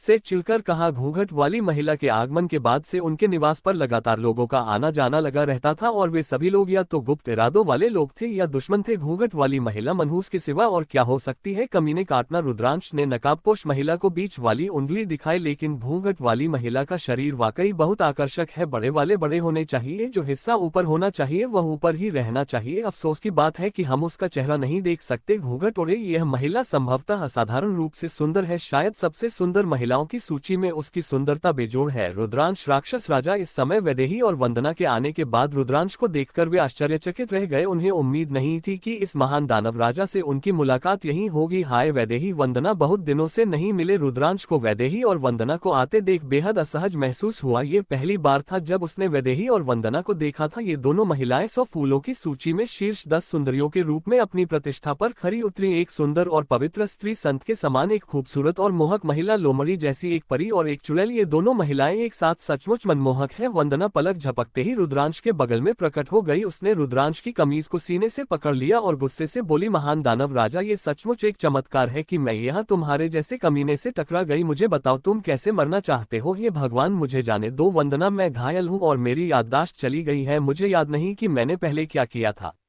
अध्याय 9 राक्षसी बनाम परी। काले लोहे का खजाना खोलो। अब वंदना चाहती थी कि वह इस कमीने को तुरंत मार डाले, लेकिन उसे पता चला कि उस कमीने का घाव अभी तक ठीक नहीं हुआ था, जिससे उसने उसे सबक सिखाने का फैसला किया। रुद्रांश ने जल्दी से वंदना के सामने बहाने बनाने शुरू कर दिए। हे भगवान, मुझे जाने दो। वंदना, मैं घायल हूँ और मेरी याददाश्त चली गई है। मुझे याद नहीं कि मैंने पहले क्या किया था। वंदना द्वारा पकड़े जाने के बाद रुद्रांश ने झट से अपना हाथ बगल में हिला दिया। जैसे ही वंदना ने रुद्रांश को पकड़ा, आसपास के पहरेदार और तलवारबाज हमला करने ही वाले थे। रुद्रांश ने अपने अंगरक्षकों और तलवारबाजों को हरकत करने का मौका देने की हिम्मत नहीं की। वंदना और वैदेही दोनों ही ग्रैंडमास्टर स्तर की विशेषज्ञ हैं। उनके महल में मौजूद रक्षक और तलवारबाज मिलकर भी इन दोनों महिलाओं का मुकाबला नहीं कर सकते। रुद्रांश की बातें सुनकर वंदना ने उपहास उड़ाते हुए कहा, हम घायल और स्मृतिभ्रंश से पीड़ित, क्या आपको लगता है कि मैं इस पर विश्वास कर लूंगी? रुद्रांश ने तुरंत एक हाथ उठाया और कसम खाते हुए कहा, यह सच है, वरना मेरी ताकत को देखते हुए क्या आपको लगता है कि 3 महीने से अधिक समय बीतने के बाद भी मेरी चोटें ठीक नहीं होती? वंदना ने मुंह बनाया। उसे अभी भी इस बात पर यकीन नहीं हो रहा था। उसने अपने बगल में बैठी वैदेही की ओर देखा और पूछा, मुझे इस पर विश्वास नहीं हो रहा। नन वैदेही, क्या आपको विश्वास है? वैदेही ने उदासीन भाव से रुद्रांश को संबोधित किया, मुझे भी इस पर विश्वास नहीं है महान दानव राजा। मुझे परवाह नहीं कि तुमने अपनी स्मृति खो दी है या नहीं, लेकिन तुम्हें आज मरना होगा। इसके बाद वैदेही ने अपनी निर्मम तलवार निकाली। इस कमीने ने न सिर्फ नहाते समय उसे ताक झांक की, बल्कि उसके कपड़े भी चुरा लिए और यहाँ तक कि योद्धा कला की दुनिया में ये खबर फैला दी, वैदेही किसी भी कीमत पर रुद्रांश को जाने नहीं देगी। मैं इसे करूंगा, अब क्या करे धत तेरी की, क्या इस बार मेरी वाकई मौत हो जाएगी? रुद्रांश ने वैदेही को अपनी तलवार निकालते हुए देखा। इससे रुद्रांश बेहद असहाय महसूस करने लगी। वैदेही से बात करना हमेशा बहुत आसान होता है और अगर कोई दया की भीख मांगे तो वैदेही फिर कोई कार्रवाई नहीं करेगी। अब वैदेही उसे जान से मारने के लिए दृढ़ संकल्पित है। इसका कारण शायद यह है कि मूल कहानी में उसने वैदेही को इस हद तक नाराज कर दिया था कि उसकी मृत्यु हो गई थी। वंदना ने रुद्रांश की ओर देखा और मुस्कुराते हुए कहा, कहा, महान दानव राजा, क्या आपके पास कहने के लिए कुछ अंतिम शब्द हैं? पास होना, व्याख्या करना, क्या जीवित रहना संभव है? रुद्रांश ने वंदना और वैदेही की ओर देखा और फुसफुसाते हुए कहा, हे महान दानव राजा, क्या आपको लगता है कि यह संभव है? रुद्रांश की बातें सुनकर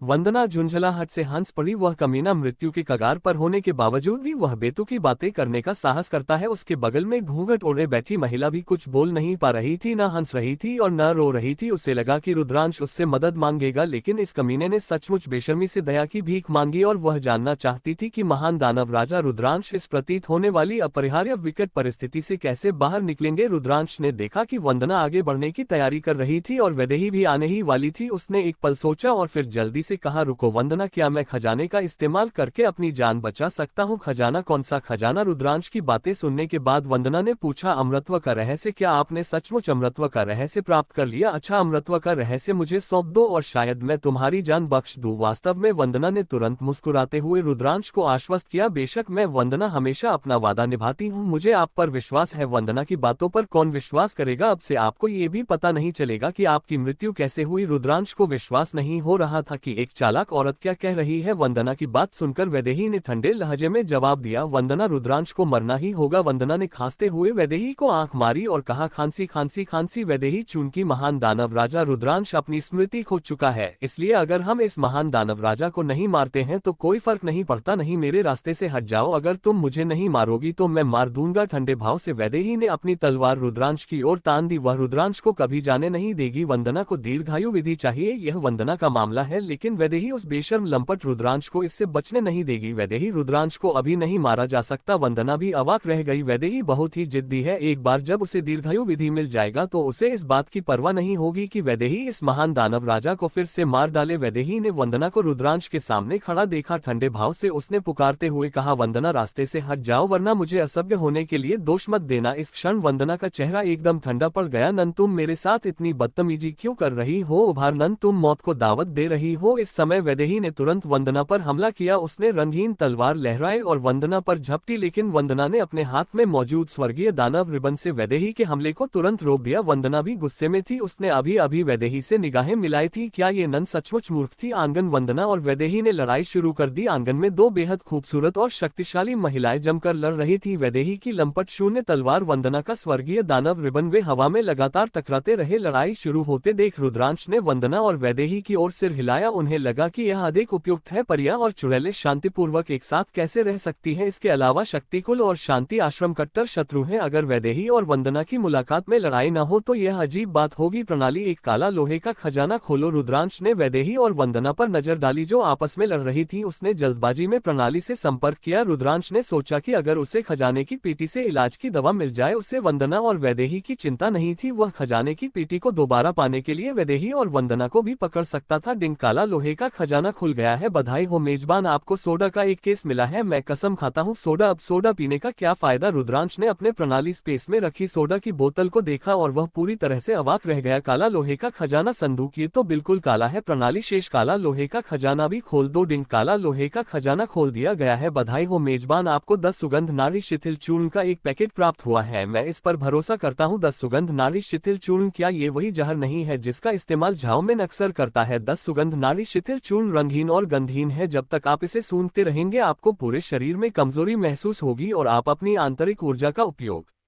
करने में असमर्थ होंगे। रुद्रांश ने वैदेही और वंदना की ओर देखा और मुस्कुराया। वैदेही, वंदना, कुछ ही देर में मेरे कैदी बनने के लिए तैयार हो जाओ। दोनों खजाने के बक्से जल्द ही मेरे हाथों में होंगे। रुद्रांश ने चुपके से 10 सुगंध नारी शिथिल चूर्ण निकाला और उसे चारों ओर बिखेर दिया। उसके बगल में खड़ी घूंघट वाली महिला ने रुद्रांश के चेहरे पर मुस्कान देखी। उसने हैरानी से रुद्रांश से पूछा, तुम क्यों हंस रहे हो? मैं तुम्हारे असली रूप पर हंस रहा हूँ।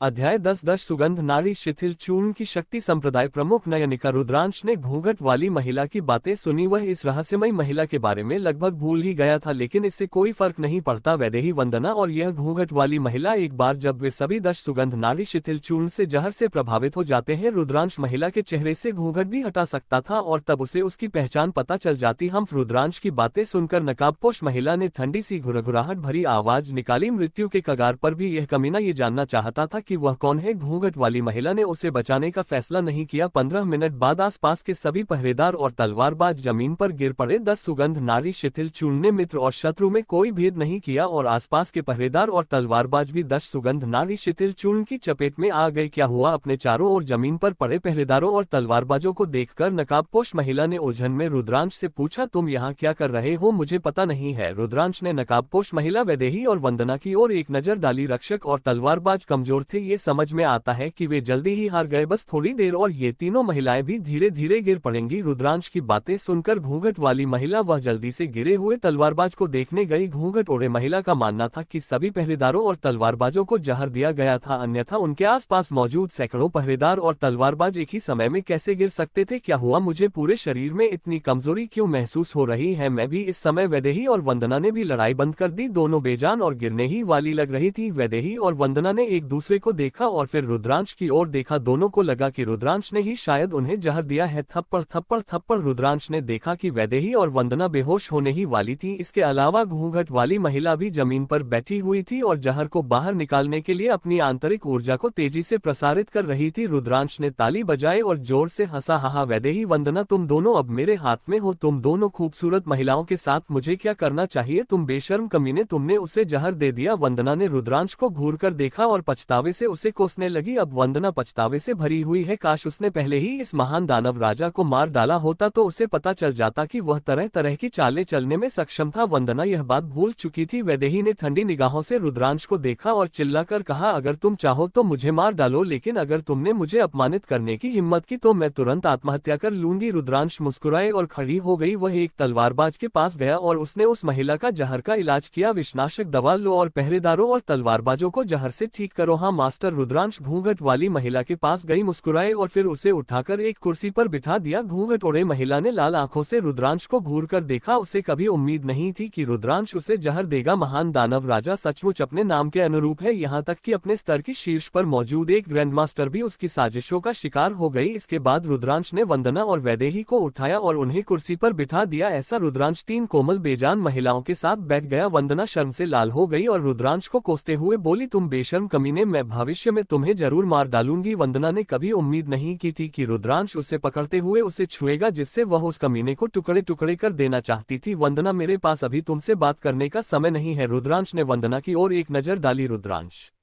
ने हाथ बढ़ाकर नकाबपोश महिला के चेहरे से नकाब हटा दिया। मई जा। घूंघट वाली महिला कितनी सुंदर है। चमकीली बड़ी बड़ी आंखें, धनुषाकार विलो पत्ती जैसी भौहें, एक नाजुक नाक और रसीले लाल होंठ, साथ ही उसका सुंदर और आकर्षक चेहरा घूंघट वाली महिला को किसी अलौकिक परी की तरह दिखा रहा था। संप्रदाय प्रमुख नयनिका, वैदेही और वंदना ने घूंघट वाली महिला का चेहरा देखने के बाद वे सब चीखने लगे। वैदेही और वंदना ने कभी उम्मीद नहीं की थी कि विजयनगर साम्राज्य की रत्न सदाचार अमर आश्रम का संप्रदाय प्रमुख महान गुप्त साम्राज्य में प्रकट होगा। नयनिका न केवल अपने स्तर की एक ग्रैंड मास्टर है, बल्कि एक अद्वितीय सुंदरी भी है, जिन्होंने पिछली 100 फूलों की सूची में चौथा स्थान प्राप्त किया था। नयनिका, आप रत्न सदाचार अमर आश्रम की संप्रदाय प्रमुख हैं। वैदेही और वंदना की बातें सुनकर रुद्रांश ने बेहद खूबसूरत नयनिका को बड़े आश्चर्य से देखा। नयनिका, क्या ये TV serial the household servant का कोई किरदार नहीं है? धत तेरी की इस क्रॉसओवर योद्धा कला की दुनिया में योद्धा कला से जुड़ी कितनी कहानियां शामिल है। रुद्रांश, मुझे जल्दी से एंटीडोट दो। नयनिका ने ठंडे भाव से रुद्रांश से कहा, क्या आपको लगता है कि यह संभव है? नयनिका ने देखा कि रुद्रांश उसे घूर रहा था, इससे वह थोड़ी घबरा गई। रुद्रांश, लापरवाही मत करो, मेरा तुम्हारे प्रति कोई दुर्भावना नहीं है। अगर मैं तुम पर हमला करना चाहता तो अब तक कर चुका होता। रुद्रांश जानता था कि नयनिका उसे कोई नुकसान नहीं पहुंचाना चाहती। हालांकि इस महिला का गुप्त साम्राज्य में आगमन भी गुप्त उद्देश्यों के लिए हुआ था। युवनहर्ष के आने के बाद नयनिका ने हत्या करने के इरादे का संकेत दिया, जिसे रुद्रांश तब तक महसूस नहीं कर पाता जब तक वह उसके बगल में नहीं बैठा होता। मुझे पता है कि तुम मुझे कोई नुकसान नहीं पहुंचाना चाहती। नयनिका, क्या तुम युवनहर्ष को मारने के लिए गुप्त साम्राज्य में आए हो? इससे इनकार मत करो, मैंने पहले ही तुम्हें युवनहर्ष के प्रति हत्या का इरादा रखते हुए देखा था। रुद्रांश की बातें सुनकर नयनिका ने सहमति में सिर हिलाया। इतना खराब भी नहीं क्यों? रुद्रांश को उम्मीद नहीं थी कि नयनिका इतनी सीधे तौर पर यह बात स्वीकार कर लेगी। नयनिका युवनहर्ष की हत्या क्यों करना चाहती थी? युवनहर्ष के लिए नयनिका को नाराज करना असंभव था और न ही वह शिखर पर मौजूद एक ग्रैंडमास्टर को नाराज करने की हिम्मत कर सकता था। वंदना और वैदेही ने भी नयनिका को देखा देखा उन्हें यह उम्मीद नहीं थी कि नयनिका का आगमन गुप्त साम्राज्य के महान सेनापति युवनहर्ष की हत्या करने के लिए हुआ था। विजयनगर साम्राज्य की रत्न सदाचार अमर आश्रम में रहने वाली नयनिका एक महान सेनापति को मारने के लिए गुप्त साम्राज्य में क्यों आएगी? नयनिका ने वैदेही और वंदना पर नजर डाली। उसने एक पल सोचा और फिर रुद्रांश से कहा, विजयनगर साम्राज्य के लिए? नयनिका की बात सुनकर रुद्रांश बहुत हैरान रह गया। विजयनगर साम्राज्य के लिए? तुम्हें विजयनगर साम्राज्य ने युवनहर्ष की हत्या करने के लिए भेजा था? आप कह सकते हैं कि विजयनगर साम्राज्य ने युवनहर्ष की हत्या क्यों की? नयनिका ने जटिल भावों के साथ समझाया, युवनहर्ष विजयनगर साम्राज्य के विरुद्ध युद्ध छेड़ने की तैयारी कर रहा है। विजयनगर साम्राज्य को अब यवन, शक, कुषाण और पश्चिमी राज्य से खतरा है। यदि गुप्त साम्राज्य विजयनगर साम्राज्य के विरुद्ध युद्ध छेड़ता है तो विजयनगर साम्राज्य के पास गुप्त साम्राज्य के हमले को रोकने का कोई उपाय नहीं बचेगा। नयनिका भी बेहद असहाय थी। वह शुरू से ही ऐसा नहीं करना चाहती थी। हालांकि उसकी शिष्या ने उससे इतनी गंभीरता से विनती की कि नयनिका के पास सहमत होने के अलावा कोई विकल्प नहीं था। क्या वह मूर्ख युवनहर्ष पागल हो गया है? गुप्त साम्राज्य को चोल साम्राज्य से खतरा है और चोल साम्राज्य और तुर्कों के बीच युद्ध का फायदा उठाकर चोल साम्राज्य पर हमला करने के बजाय वह मूर्ख वास्तव में विजयनगर साम्राज्य के खिलाफ युद्ध छेड़ना चाहता है।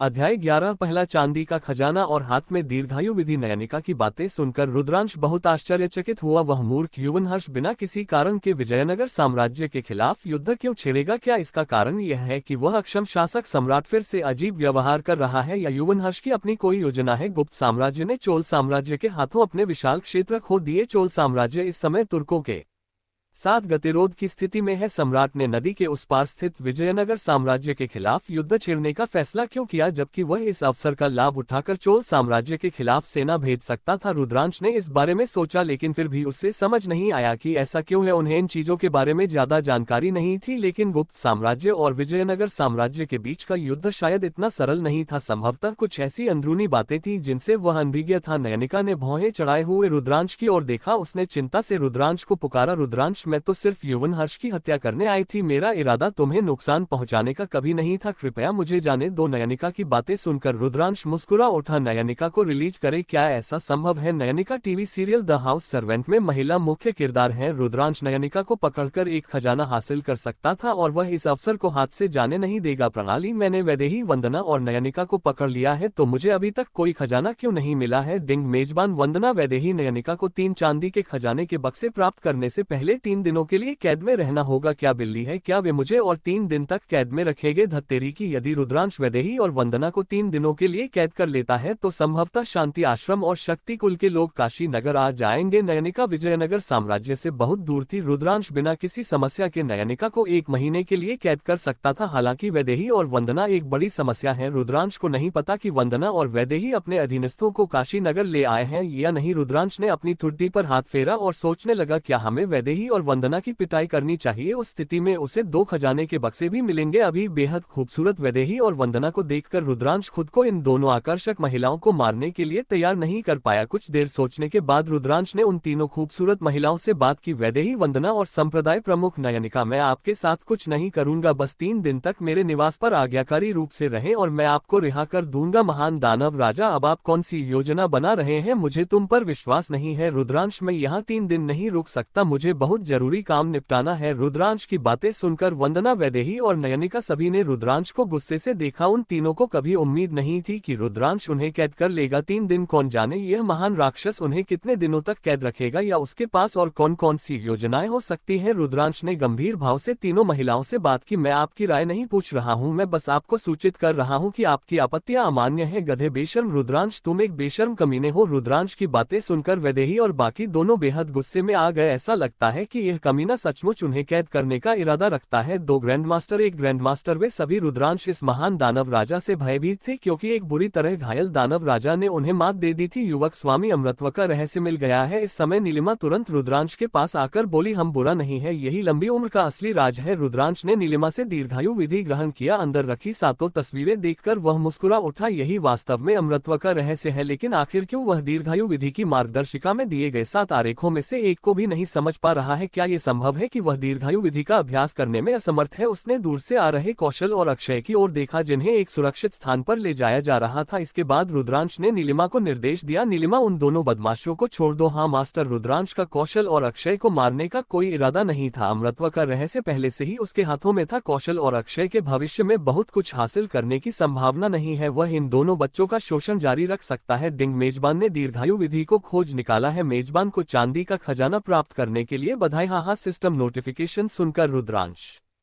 हंस पड़ा। आज का दिन आनंद और उत्सव से भरा हुआ है। उसने कौशल और अक्षय के भविष्य की संभावनाओं को बर्बाद कर दिया और रुद्रांश ने कौशल और अक्षय से 3 खजाने के बक्से भी प्राप्त किए। 3 खूबसूरत महिलाएं भी हैं, वैदेही, वंदना और नयनिका। ये सब तो बस लीक है। रुद्रांश भविष्य में वैदेही, वंदना और नयनिका से भी लाभ उठा सकता है। जब वैदेही और वंदना ने सुना कि रुद्रांश ने दीर्घायु विधि प्राप्त कर ली है, वे सभी बेहद गुस्से में थे और पलटवार करने के लिए उतावले थे। दीर्घायु विधि को करुणा तलवार विधि, स्वर्गीय दानव रणनीति और युद्ध देवता रिकॉर्ड के साथ 4 महान शास्त्रीय उपन्यासों में से एक माना जाता है। यदि रुद्रांश दीर्घायु विधि के अंतर्गत आने वाली योद्धा कला का सफलतापूर्वक अभ्यास कर लेता है तो यह महान दानव राजा भविष्य में और भी अधिक शक्तिशाली हो जाएगा। नयनिका ने रुद्रांश की ओर एक नजर डाली लेकिन कोई भाव नहीं दिखाया। उसने अमृतत्व के रहस्य के बारे में सुना था। दीर्घायु विधि में महारत हासिल करना इतना आसान नहीं है। दीर्घायु विधि को विकसित करने की परिस्थितियां अत्यंत कठिन है और सैकड़ों वर्षों में आज तक कोई भी इसे विकसित करने में सफल नहीं हुआ है। और इस समय गार्डो द्वारा हवेली से बाहर निकाले जाने के बाद कौशल और अक्षय अपनी चोटों के बावजूद जल्दी से वुवेई युवराज के निवास से निकल गए। अपनी पीठ के निचले हिस्से को सहलाते हुए कौशल ने अपने बगल में बैठी अक्षय से कहा, अक्षय हम काशी नगर में और नहीं रुक सकते, हमें काशी नगर से जल्दी निकलना होगा। अक्षय ने सहमति में सिर हिलाया। खैर युवराज भविष्य में काशी नगर के राज्यपाल बनेंगे, इसलिए बेहतर होगा कि हम काशी नगर छोड़ दे। चलो हम सीधे शू के लिए रवाना होंगे। अच्छा है। 3 दिन बाद रुद्रांश ने काशी नगर पर भी पूरी तरह से कब्जा कर लिया। इस प्रांत के 7 जिलों और प्रांतों के प्रांताध्यक्षों और राज्यपालों को पहले ही सूचित कर दिया गया था। रुद्रांश का बुलावा सुनकर वे तुरंत काशी नगर के भावी स्वामी से मिलने रुद्रांश के निवास पर गए। रुद्रांश ने काशी नगर में तैनात 2 लाख से अधिक सैनिकों की कमान भी संभाल ली, लेकिन 2 लाख से अधिक की सेना। रुद्रांश ने वृद्ध, कमजोर, बीमार और विकलांग लोगों को सेवानिवृत्ति के लिए उनके गृहनगर वापस भेज दिया। शेष 1,50,000 सैनिक। रुद्रांश ने 3 सेनाओं का गठन किया। रुद्रांश के आवास पर 300 पहरेदार तैनात किए गए थे और इन पहरेदारों को 3 टीमों में विभाजित किया गया था, जिनमें से प्रत्येक 3 सेनाओं में से एक के नेतृत्व में थी। पीछे के बगीचे में 3 व्यस्त दिनों के बाद रुद्रांश वह आज आराम से तालाब के किनारे बैठकर मछली पकड़ रहा था।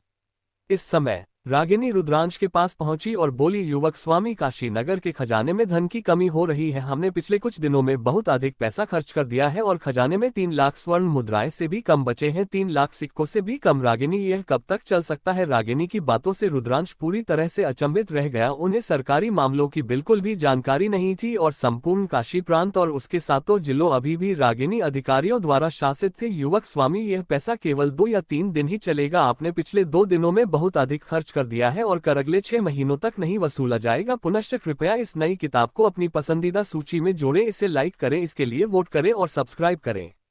अध्याय 12। मुझे चांदी के 3 और खजाने मिले। रागिनी भी बेहद असहाय थी। रुद्रांश ने सेना के वेतन को सीधे तौर पर 3 गुना कर दिया और यहाँ तक कि काशी नगर के 7 जिलों में पाइपलाइनों की मरम्मत भी करवाई। मैंने पिछले कुछ दिनों में 10 लाख स्वर्ण मुद्राएं से अधिक खर्च कर दिए हैं। इसमें उन हथियारों को भी शामिल नहीं किया गया है जिन्हें गढ़ने की आवश्यकता होती है। यदि सेना के हथियारों का निर्माण शुरू हो जाता है तो शेष 3 लाख सिक्के संभवतः एक ही दिन में खर्च हो जाएंगे। रागिनी की बात सुनकर रुद्रांश ने अजीब तरह से खांसते हुए कहा, खांसी खांसी रागिनी, मैं कुछ न कुछ हल निकाल लूंगा। रागिनी ने सिर हिलाया और आगे कहा, युवक स्वामी, आपने तलवारधारी नौकरानी के वेश में उस महिला को अभी तक क्यों नहीं पकड़ा? वह पिछले कुछ दिनों से बहुत बेचैन है, थोड़ा और इंतजार करो। रागिनी, वह औरत गोरियों की हत्यारी है, मुझे अभी भी उसकी जरूरत है। हाँ मास्टर। रागिनी के जाने के बाद रुद्रांश वह बहुत ही असहाय भी था। गुप्त साम्राज्य की सेना में वस्तुतः युद्ध क्षमता न के बराबर थी। रुद्रांश के पास उन सैनिकों को अपने लिए लड़ने के लिए राजी करने का एकमात्र तरीका पैसा ही था। इसके अलावा काशी नगर के 7 प्रांतों को जोड़ने वाली आधिकारिक सड़कें सुगम नहीं थी, जो काशी नगर पर नियंत्रण रखने में उनके लिए बहुत नुकसानदायक साबित हुई। इसके अलावा सेना के हथियार विविध प्रकार के थे, इसलिए रुद्रांश केवल धनुष और तलवारों के खाके ही तैयार कर सका और कारीगरों से उन हथियारों को दोबारा बनवाया। इन सब चीजों के लिए पैसे लगते हैं, हालांकि किसी भी पहलू में कोई कसर नहीं छोड़ी जा सकती। रुद्रांश ने अपना माथा पीटते हुए अवाक होकर कहा, ये मुसीबत तो मैंने खुद ही मोल ली है। अगर मैं काशीनगर का राज्यपाल न बना होता तो क्या मैं बहुत ही चिंतामुक्त जीवन न जी रहा होता। रुद्रांश 3 दिन हो गए हैं, क्या तुम्हें मुझे जाने नहीं देना चाहिए? इस समय अपने तलवारबाज के सहारे नयनिका रुद्रांश के पास पहुंची। बैठते ही उसने रुद्रांश को घूर कर पूछा,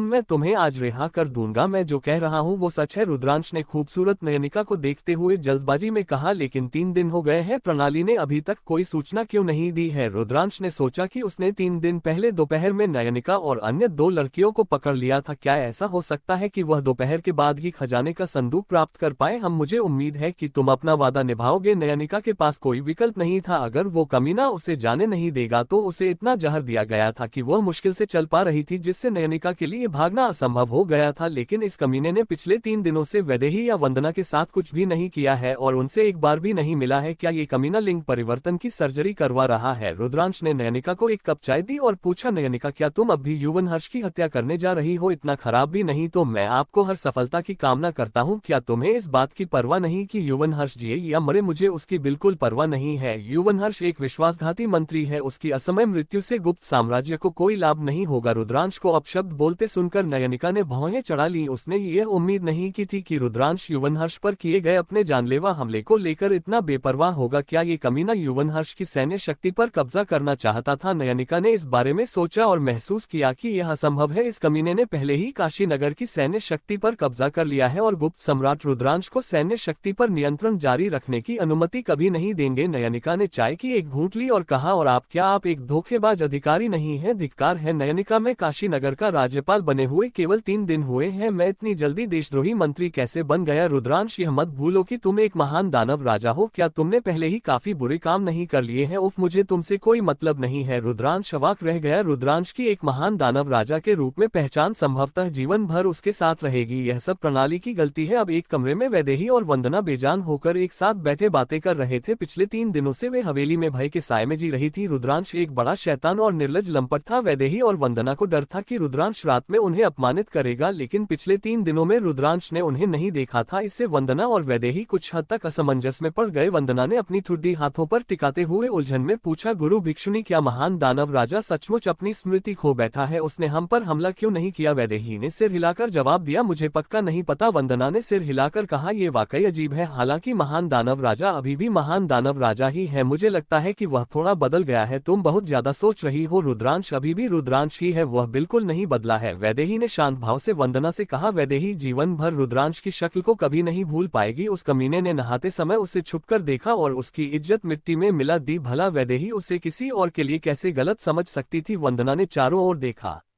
और फुसफुसाते हुए कहा, गुरुजी, आज तीसरा दिन है, क्या आपको लगता है कि दानव राजा हमें रिहा कर देंगे? मुझे नहीं पता। वैदेही को वास्तव में नहीं पता था कि रुद्रांश उन्हें जाने देगा या नहीं। अब वह रुद्रांश को भी ठीक से नहीं देख पा रही थी। पिछले महान दानव राजा उसे अवश्य ही अपमानित करेगा। क्या इसका कारण यह है कि रुद्रांश के घाव अभी तक ठीक नहीं हुए हैं? बगीचे के बाहर जुनैना ने असहाय होकर चारों ओर देखा। वह 3 दिनों से इस हवेली में छिपी हुई है, लेकिन अभी तक उसे अमृतत्व का रहस्य नहीं मिल पाया है। इसके अलावा जुनैना को ऐसा महसूस हो रहा था मानो उसकी पहचान उजागर हो गई हो। हालांकि उसके आसपास की नौकरानियों ने उसके भेष को नहीं पहचाना, फिर भी उसे हमेशा ऐसा लगता था कि कोई उसे देख रहा है। फूजिन, जल्दी जाओ और छोटे मालिक के लिए चाय डालो। पास ही खड़ी एक नौकरानी ने देखा कि जुनैना बगीचे के बाहर स्तब्ध खड़ा है, इसलिए उसने उसके कंधे पर थपथपाया और कहा, अरे मैं आ रहा हूँ। जुनैना को समझ आ गया कि क्या हो रहा है और वह जल्दी से बगीचे में प्रवेश कर गया। नौकरानी ने जब जुनैना को बगीचे में प्रवेश करते देखा, उसने चुपचाप हाथ से इशारा किया। आसपास मौजूद सभी नौकरानियों ने सहमति में सिर हिलाया। सभी नौकरानियों को पता था कि जुनैना एक धोखेबाज है, लेकिन रुद्रांश को जुनैना पर नजर रखने का आदेश था, इसलिए उन्होंने उसका पर्दाफाश नहीं किया। डिंग मेजबान को 3 चांदी के खजाने के बक्से प्राप्त करने के लिए बधाई। छोटे तालाब के किनारे रुद्रांश झूला कुर्सी पर लेटा हुआ था, तभी अचानक उसे प्रणाली की आवाज सुनाई दी। इससे वह बहुत खुश हुआ। मेरे पास चांदी के 3 खजाने के बक्से हैं। 3 दिन पहले प्राप्त की गई दीर्घायु विधि पुस्तिका वाले चांदी के खजाने के बक्से के अलावा रुद्रांश के पास अब चांदी के 4 खजाने के बक्से हैं। युवक, स्वामी कृपया चाय पीजिए, हम आपका नाम क्या है? मैंने आपको पहले कभी नहीं देखा। इससे पहले कि रुद्रांश प्रणाली से खजाने का संदूक खुलवा पाता, जुनैना ने उसके लिए एक कप चाय डाल दी। रुद्रांश ने कोरियाई हत्यारे की ओर देखा और सिर हिलाया। जुनैना वाकई काफी आकर्षक है। हालांकि वंदना वैदेही और नयनिका जुनैना जैसी सुंदरियों की तुलना में जुनैना वैदेही और अन्य 2 महिलाओं का मुकाबला नहीं कर सकती। अगर वैदेही और बाकी 2 महिलाएं 10 में से 9 बेहद खूबसूरत हैं, तो जुनैना शायद 10 में से केवल 7 ही खूबसूरत है। लेकिन परिपक्व और परिष्कृत जुनैना काफी आकर्षक है। रुद्रांश की बातें सुनकर जुनैना का दिल एक पल के लिए धड़कना भूल गया। उसे डर था कि रुद्रांश उसकी पहचान जान लेगा अगर अब इसका खुलासा हो जाता है। जुनैना की चोटें अभी तक पूरी तरह से ठीक नहीं हुई हैं, वह निश्चित रूप से बच नहीं सकती। जुनैना ने अपने चेहरे के भाव बदले बिना जल्दी से कहा, युवक स्वामी, मेरा नाम जुनैना है और मैं पहले रसोई के काम का प्रभारी था। जुनैना, अब से तुम मेरी निजी नौकरानी रहोगी। अब से तुम्हें क्या करना है ये तुम्हें पता है ना? पुनश्च कृपया इस नई किताब को अपनी पसंदीदा सूची में जोड़ें, इसे लाइक करें, इसके लिए वोट करें और सब्सक्राइब करें।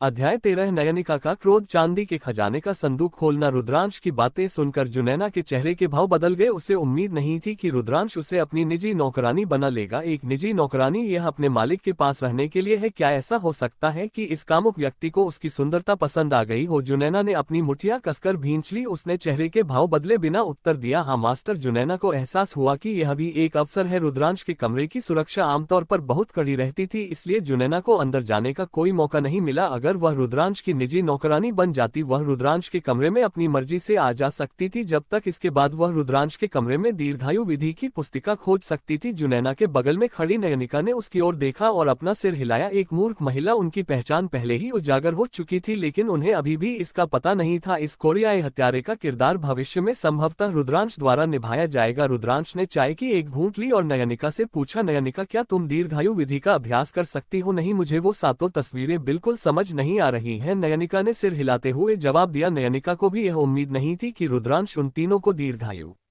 विधि दे देगा, लेकिन पिछले 3 दिनों में वह वैदेही और वंदना 7 आकृतियों को समझने में असमर्थ रहे थे। वे आंतरिक ऊर्जा का उपयोग नहीं कर सकते, आप इसे उगाने की कोशिश भी नहीं कर सकते। इससे वे रुद्रांश पर सचमुच भड़क उठे और अपने दांत पीसने लगे। किनारे पर खड़ी जुनैना ने रुद्रांश और नयनिका की बातचीत सुनी। उसके चेहरे पर तिरस्कार का भाव प्रकट हुआ। दीर्घायु विधि ऐसी चीज नहीं है जिसे हर कोई अपना सके। समान गुणों के बिना कोई भी व्यक्ति, चाहे उसकी पृष्ठभूमि कुछ भी हो, सफलतापूर्वक खेती नहीं कर सकता। जुनैना को भी यह उम्मीद नहीं थी कि रुद्रांश दीर्घायु विधि को नयनिका, वैदेही, वंदना और अन्य महिलाओं को संवर्धन के लिए सौंप देगा। इससे उसे बेहद असहाय महसूस हुआ। नयनिका, वैदेही और वंदना तीनों ही शक्तिशाली विशेषज्ञ हैं, किसी भी तरह से वह इन महिलाओं से दीर्घायु विधि को छीन नहीं सकती। रुद्रांश मुस्कुराए और आगे बोली, नयनिका, ये 7 आकृतियां धातु, लकड़ी, जल, अग्नि, पृथ्वी, गति और स्थिरता के तत्वों का प्रतिनिधित्व करती हैं। आपको अपने लिए उपयुक्त आकृति ढूंढनी होगी और उसी के अनुसार अभ्यास करना होगा। रुद्रांश की बातें सुनकर नयनिका का गुस्सा और भी बढ़ गया। इस कमीने को सचमुच पता है कि दीर्घायु विधि के 7 आरेख क्या दर्शाते हैं, लेकिन ये कमीना उसे अब बता रहा है कि उसने वैदेही और वंदना ने 7 चित्रों का अध्ययन करने में 3 दिन बिताए। वो कमीना कहीं का। नयनिका ने उसे घूरकर देखा और उसे डांटा, धिक्कार है, आपको तो पहले से ही पता था कि दीर्घायु विधि में दिए गए 7 आरेख क्या दर्शाते हैं, आपने हमें पहले क्यों नहीं बताया? रुद्रांश ने अजीबोगरीब ढंग से नयनिका को समझाया। हम मुझे अभी याद आया, कैसा रहेगा अगर आप दीर्घायु विधि का अध्ययन जारी रख सके और मैं अभी आपका विश्रण कर दूंगा। जैसे ही रुद्रांश ने बोलना शुरू किया, उसने 10 सुगंध नारी शिथिल चूर्ण का विषनाशक निकाला और तुरंत उसका इस्तेमाल नयनिका को विषमुक्त करने के लिए किया। एक पल के बाद नयनिका को जब लगा कि वह अपनी आंतरिक ऊर्जा का उपयोग कर सकती है, उसने रुद्रांश की तरफ एक नजर डाली, लेकिन कोई हरकत नहीं की। नयनिका को एहसास हुआ कि चूर्ण की इस कमीने ने उसे विषनाशक दवा देने की हिम्मत की है, इसलिए शायद उसके पास उसे वश में करने के अन्य तरीके भी होंगे। नयनिका दोबारा उस कमीने के चंगुल में नहीं पड़ना चाहती थी। मुझे विषनाशक दवा दो, मैं जाकर वैदेही और वंदना का विश्रण कर दूंगा। कर सकना। नयनिका के चले जाने के बाद रुद्रांश उसने अपने बगल में बैठे जुनैना की ओर देखा और मुस्कुराया। रुद्रांश चाहती थी कि जुनैना को पता चले कि दीर्घायु विधि नयनिका, वैदेही और वंदना के हाथों में है। वैदेही और उसकी दोनों साथी शक्तिशाली विशेषज्ञ हैं, जिनमें से एक ग्रैंड मास्टर है और बाकी 2 भी ग्रैंड मास्टर हैं। जुनैना की जन्मजात साधना के स्तर को देखते हुए शायद वह अपने पूरे जीवन में भी दीर्घायु विधि को हासिल नहीं कर पाएगी। प्रणाली चांदी का खजाना खोलो। डिंग, चांदी का खजाना खुल गया है। बधाई हो मेजबान, आपको नींद की औषधि का एक पैकेट और एक एकल उपयोग वाला गुप्त हथियार तैयार नाशपाती के फूलों की सुइयों की बारिश प्राप्त हुई है। मैं भरोसा करता हूँ नींद की गोलियां भी कैसे सामने आ गई। क्या ये खुद को एक स्त्री प्रेमी में बदलने का कोई प्रयास है? नाशपाती के फूलों की सुइयों की बारिश काफी अच्छी होती है। ये तान कबीले का एक प्रसिद्ध गुप्त हथियार है, लेकिन ये थोड़ा अफसोस की बात है कि इसका उपयोग केवल एक बार ही किया जा सकता है। रुद्रांश ने चांदी के खजाने के बक्से से निकाली गई वस्तुओं को देखते हुए अपना सिर हिलाया। चांदी के खजाने के बक्से कांसे के खजाने के बक्सों की तुलना में वास्तव में अधिक भरोसेमंद होते हैं। अगर उनसे उपचार की गोलियां मिल सके तो बहुत अच्छा होगा। प्रणाली एक और चांदी का खजाना खोलो। डिंग, चांदी का खजाना खुल गया है। बधाई हो मेजबान, आपको 10 लाख स्वर्ण मुद्राएं, 10 लाख चांदी की मुद्राएं और 10 लाख तांबे के सिक्के प्राप्त हुए हैं। हाँ, प्रणाली की घोषणा सुनकर रुद्रांश हंस पड़ा। वह तो सिर्फ पैसों की चिंता कर रहा था, उसने कभी सोचा भी नहीं था कि चांदी के खजाने में उसे इतनी दौलत मिलेगी। रुद्रांश ने अपने हाथों को आपस में रगड़ा और खजाने के बक्से खोलना जारी रखने की तैयारी की। उन्हें लगा कि वे बेहद भाग्यशाली हैं। रुद्रांश ने पहला खजाना खोला और उसमें से कुछ अच्छी चीजें मिली, इसलिए उसने सोचा कि बाकी खजाने के बक्सों से भी अच्छी चीजें मिलेंगी। रुद्रांश की हंसी सुनकर जुनैना अवाक रह गया।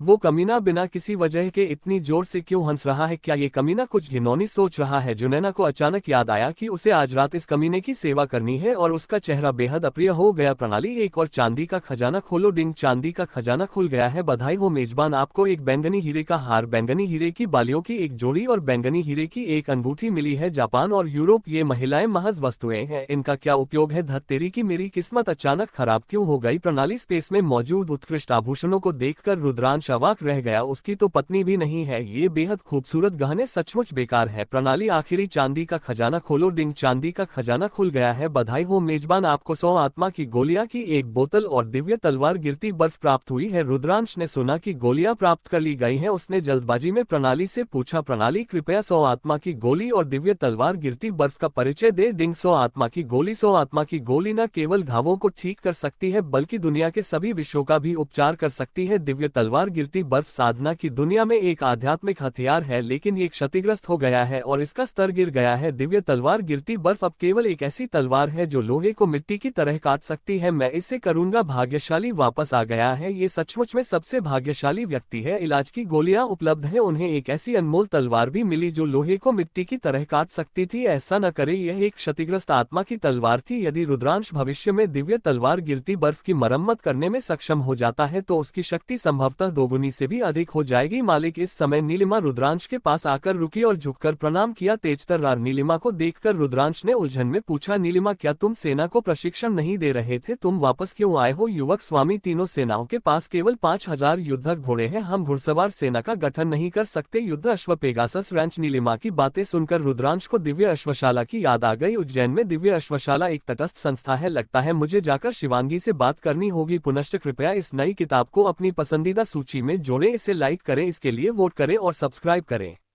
अध्याय 14 वंदना का क्रोध और बेबसी। नीलिमा ने अपने बगल में बैठी जुनैना की ओर देखा और भौहें चढ़ा ली। उसे उम्मीद नहीं थी कि रुद्रांश ने अभी तक हत्यारे से निपटा नहीं है और नीलिमा को चिंता थी कि रुद्रांश की हत्या इस कोरियाई हत्यारे द्वारा की जा सकती है। रुद्रांश ने थोड़ी देर सोचा और फिर नीलिमा को निर्देश दिए, नीलिमा तैयार हो जाओ, मैं कुछ दिनों में उज्जैन में दिव्य अश्वशाला जा रहा हूँ। जब नीलिमा को पता चला कि रुद्रांश उज्जैन जा रही है, उसने चिंता से उसे समझाने की कोशिश की। युवक, स्वामी, आपके लिए स्वयं उज्जैन स्थित दिव्य अश्वशाला जाना बहुत खतरनाक है। उज्जैन अब चोल साम्राज्य के नियंत्रण में है। यदि चोल साम्राज्य को आपकी पहचान का पता चल गया तो वे शायद आपको जीवित गुप्त साम्राज्य में वापस नहीं जाने देंगे। सुचेन ने हाथ हिलाकर लापरवाही से कहा, कोई बात नहीं, मुझे बस अपना वेश बदलना है और कोई मुझे पहचान नहीं पाएगा। ठीक है, मैं अभी इसका इंतजाम कर देता हूँ। ठीक है। दोपहर हॉल में रुद्रांश, नयनिका जो ठीक हो चुकी थी, वैदेही और वंदना एक साथ बैठकर दोपहर का भोजन कर रहे थे। हालांकि केवल रुद्रांश ही खाना खा रहा था, बाकी दोनों उसे देख रहे थे। और रुद्रांश ने सोडा पीते हुए डकार ली और कहा, क्या देख रहे हो? खाना खत्म करने के बाद जा सकते हो। वैदेही ने रुद्रांश को शांत निगाहों से देखते हुए पूछा, तुम्हारी चोट कैसे ठीक हुई? क्या तुम पिछले कुछ दिनों से चोट का नाटक कर रहे थे? रुद्रांश ने आत्मसंतुष्टि से अपनी छाती थपथपाई और कहा, छी, मेरे लिए अपनी चोटों से उबरना तो बस कुछ ही मिनटों की बात है ना। वंदना ने गुस्से से रुद्रांश को घूरते हुए चिल्लाकर कहा, तुम बेशर्म कमीने, तुमने जानबूझकर चोट का नाटक किया होगा। तुम शायद चंद्रकांत और उसके गिरोह के हाथों लगी चोटों से उबर चुके थे। इससे आपका कोई लेना देना नहीं है। गधे, मैं तुझे जान से मार डालूंगा। उभार। रुद्रांश की बातें सुनकर वंदना ने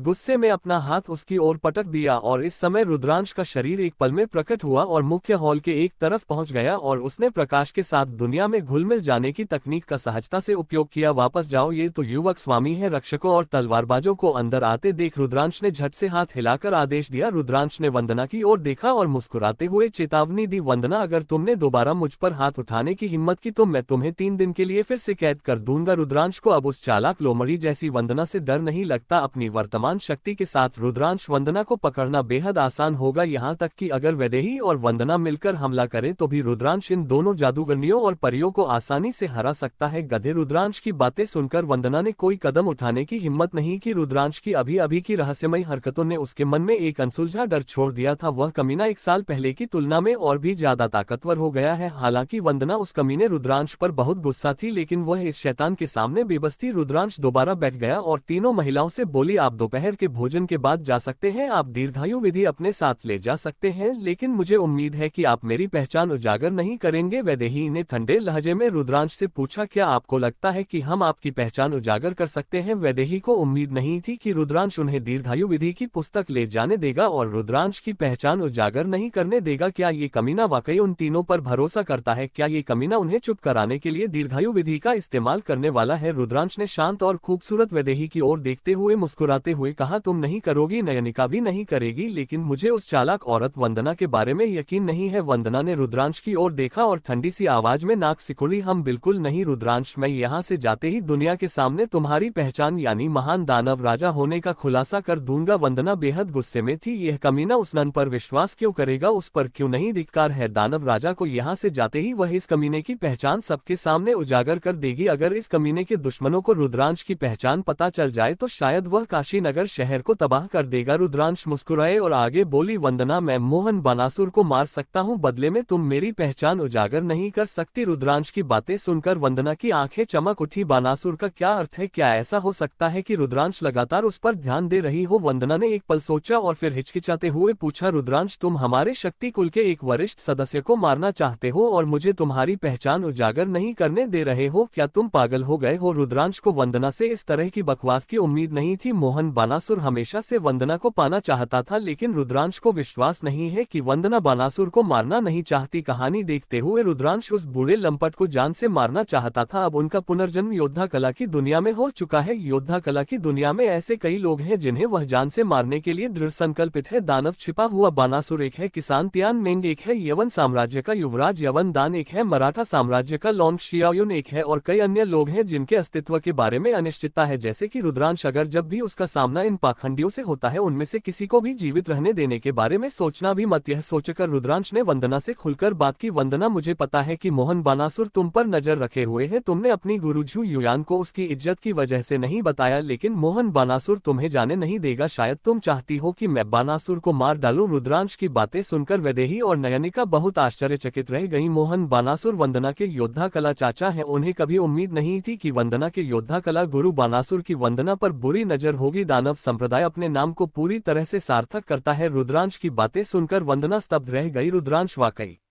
उस पर ध्यान दे रहा था। क्या ऐसा हो सकता है कि दानवों का राजा मुझसे प्यार करने लगा हो? जब वंदना ने सोचा कि उस कमीने ने 1 साल पहले उसे कैसे चूमा था तो उसे लगा कि उसका अनुमान शायद सही था। आप सौदा हो गया है। मोहन बानासुर 1 महीने से ज्यादा नहीं जिएगा। अगर तुमने मुझे बेनकाब करने की हिम्मत की तो मैं तुम्हारे मालिक झू युयान को बता दूंगा कि तुमने मुझे बानासुर को मारने का आदेश दिया था। रुद्रांश ने वंदना के आश्चर्यचकित चेहरे को देखकर उसकी बात काट दी। रुद्रांश को इस बात की परवाह नहीं थी कि वंदना सहमत हो या न हो। इस चालाक लड़की से निपटने का यही एकमात्र तरीका था, अन्यथा अगर वंदना सचमुच उसका पर्दाफाश कर देती है रुद्रांश अब से संभवतः दुनिया भर में भटकता रहेगा। तुम एक बेशर्म कमीने हो। रुद्रांश की बातें सुनकर वंदना गुस्से से आग बबूला हो गई। वह मन ही मन खुश थी कि रुद्रांश उस पर ध्यान दे रहा था, लेकिन इस कमीने ने सचमुच मुझे धमकी दी। इससे वंदना बेवजह खुश हो गई। हाँ वैदेही, वंदना, मैंने अतीत में आपको बहुत नाराज किया है। इस बार मैं आपसे माफी मांगती हूँ। ये कुछ बेहतरीन गहने हैं, आप दोनों में से कोई एक चुन सकती हैं। पुनश्च कृपया इस नई किताब को अपनी पसंदीदा सूची में जोड़ें, इसे लाइक करें, इसके लिए वोट करें और सब्सक्राइब करें।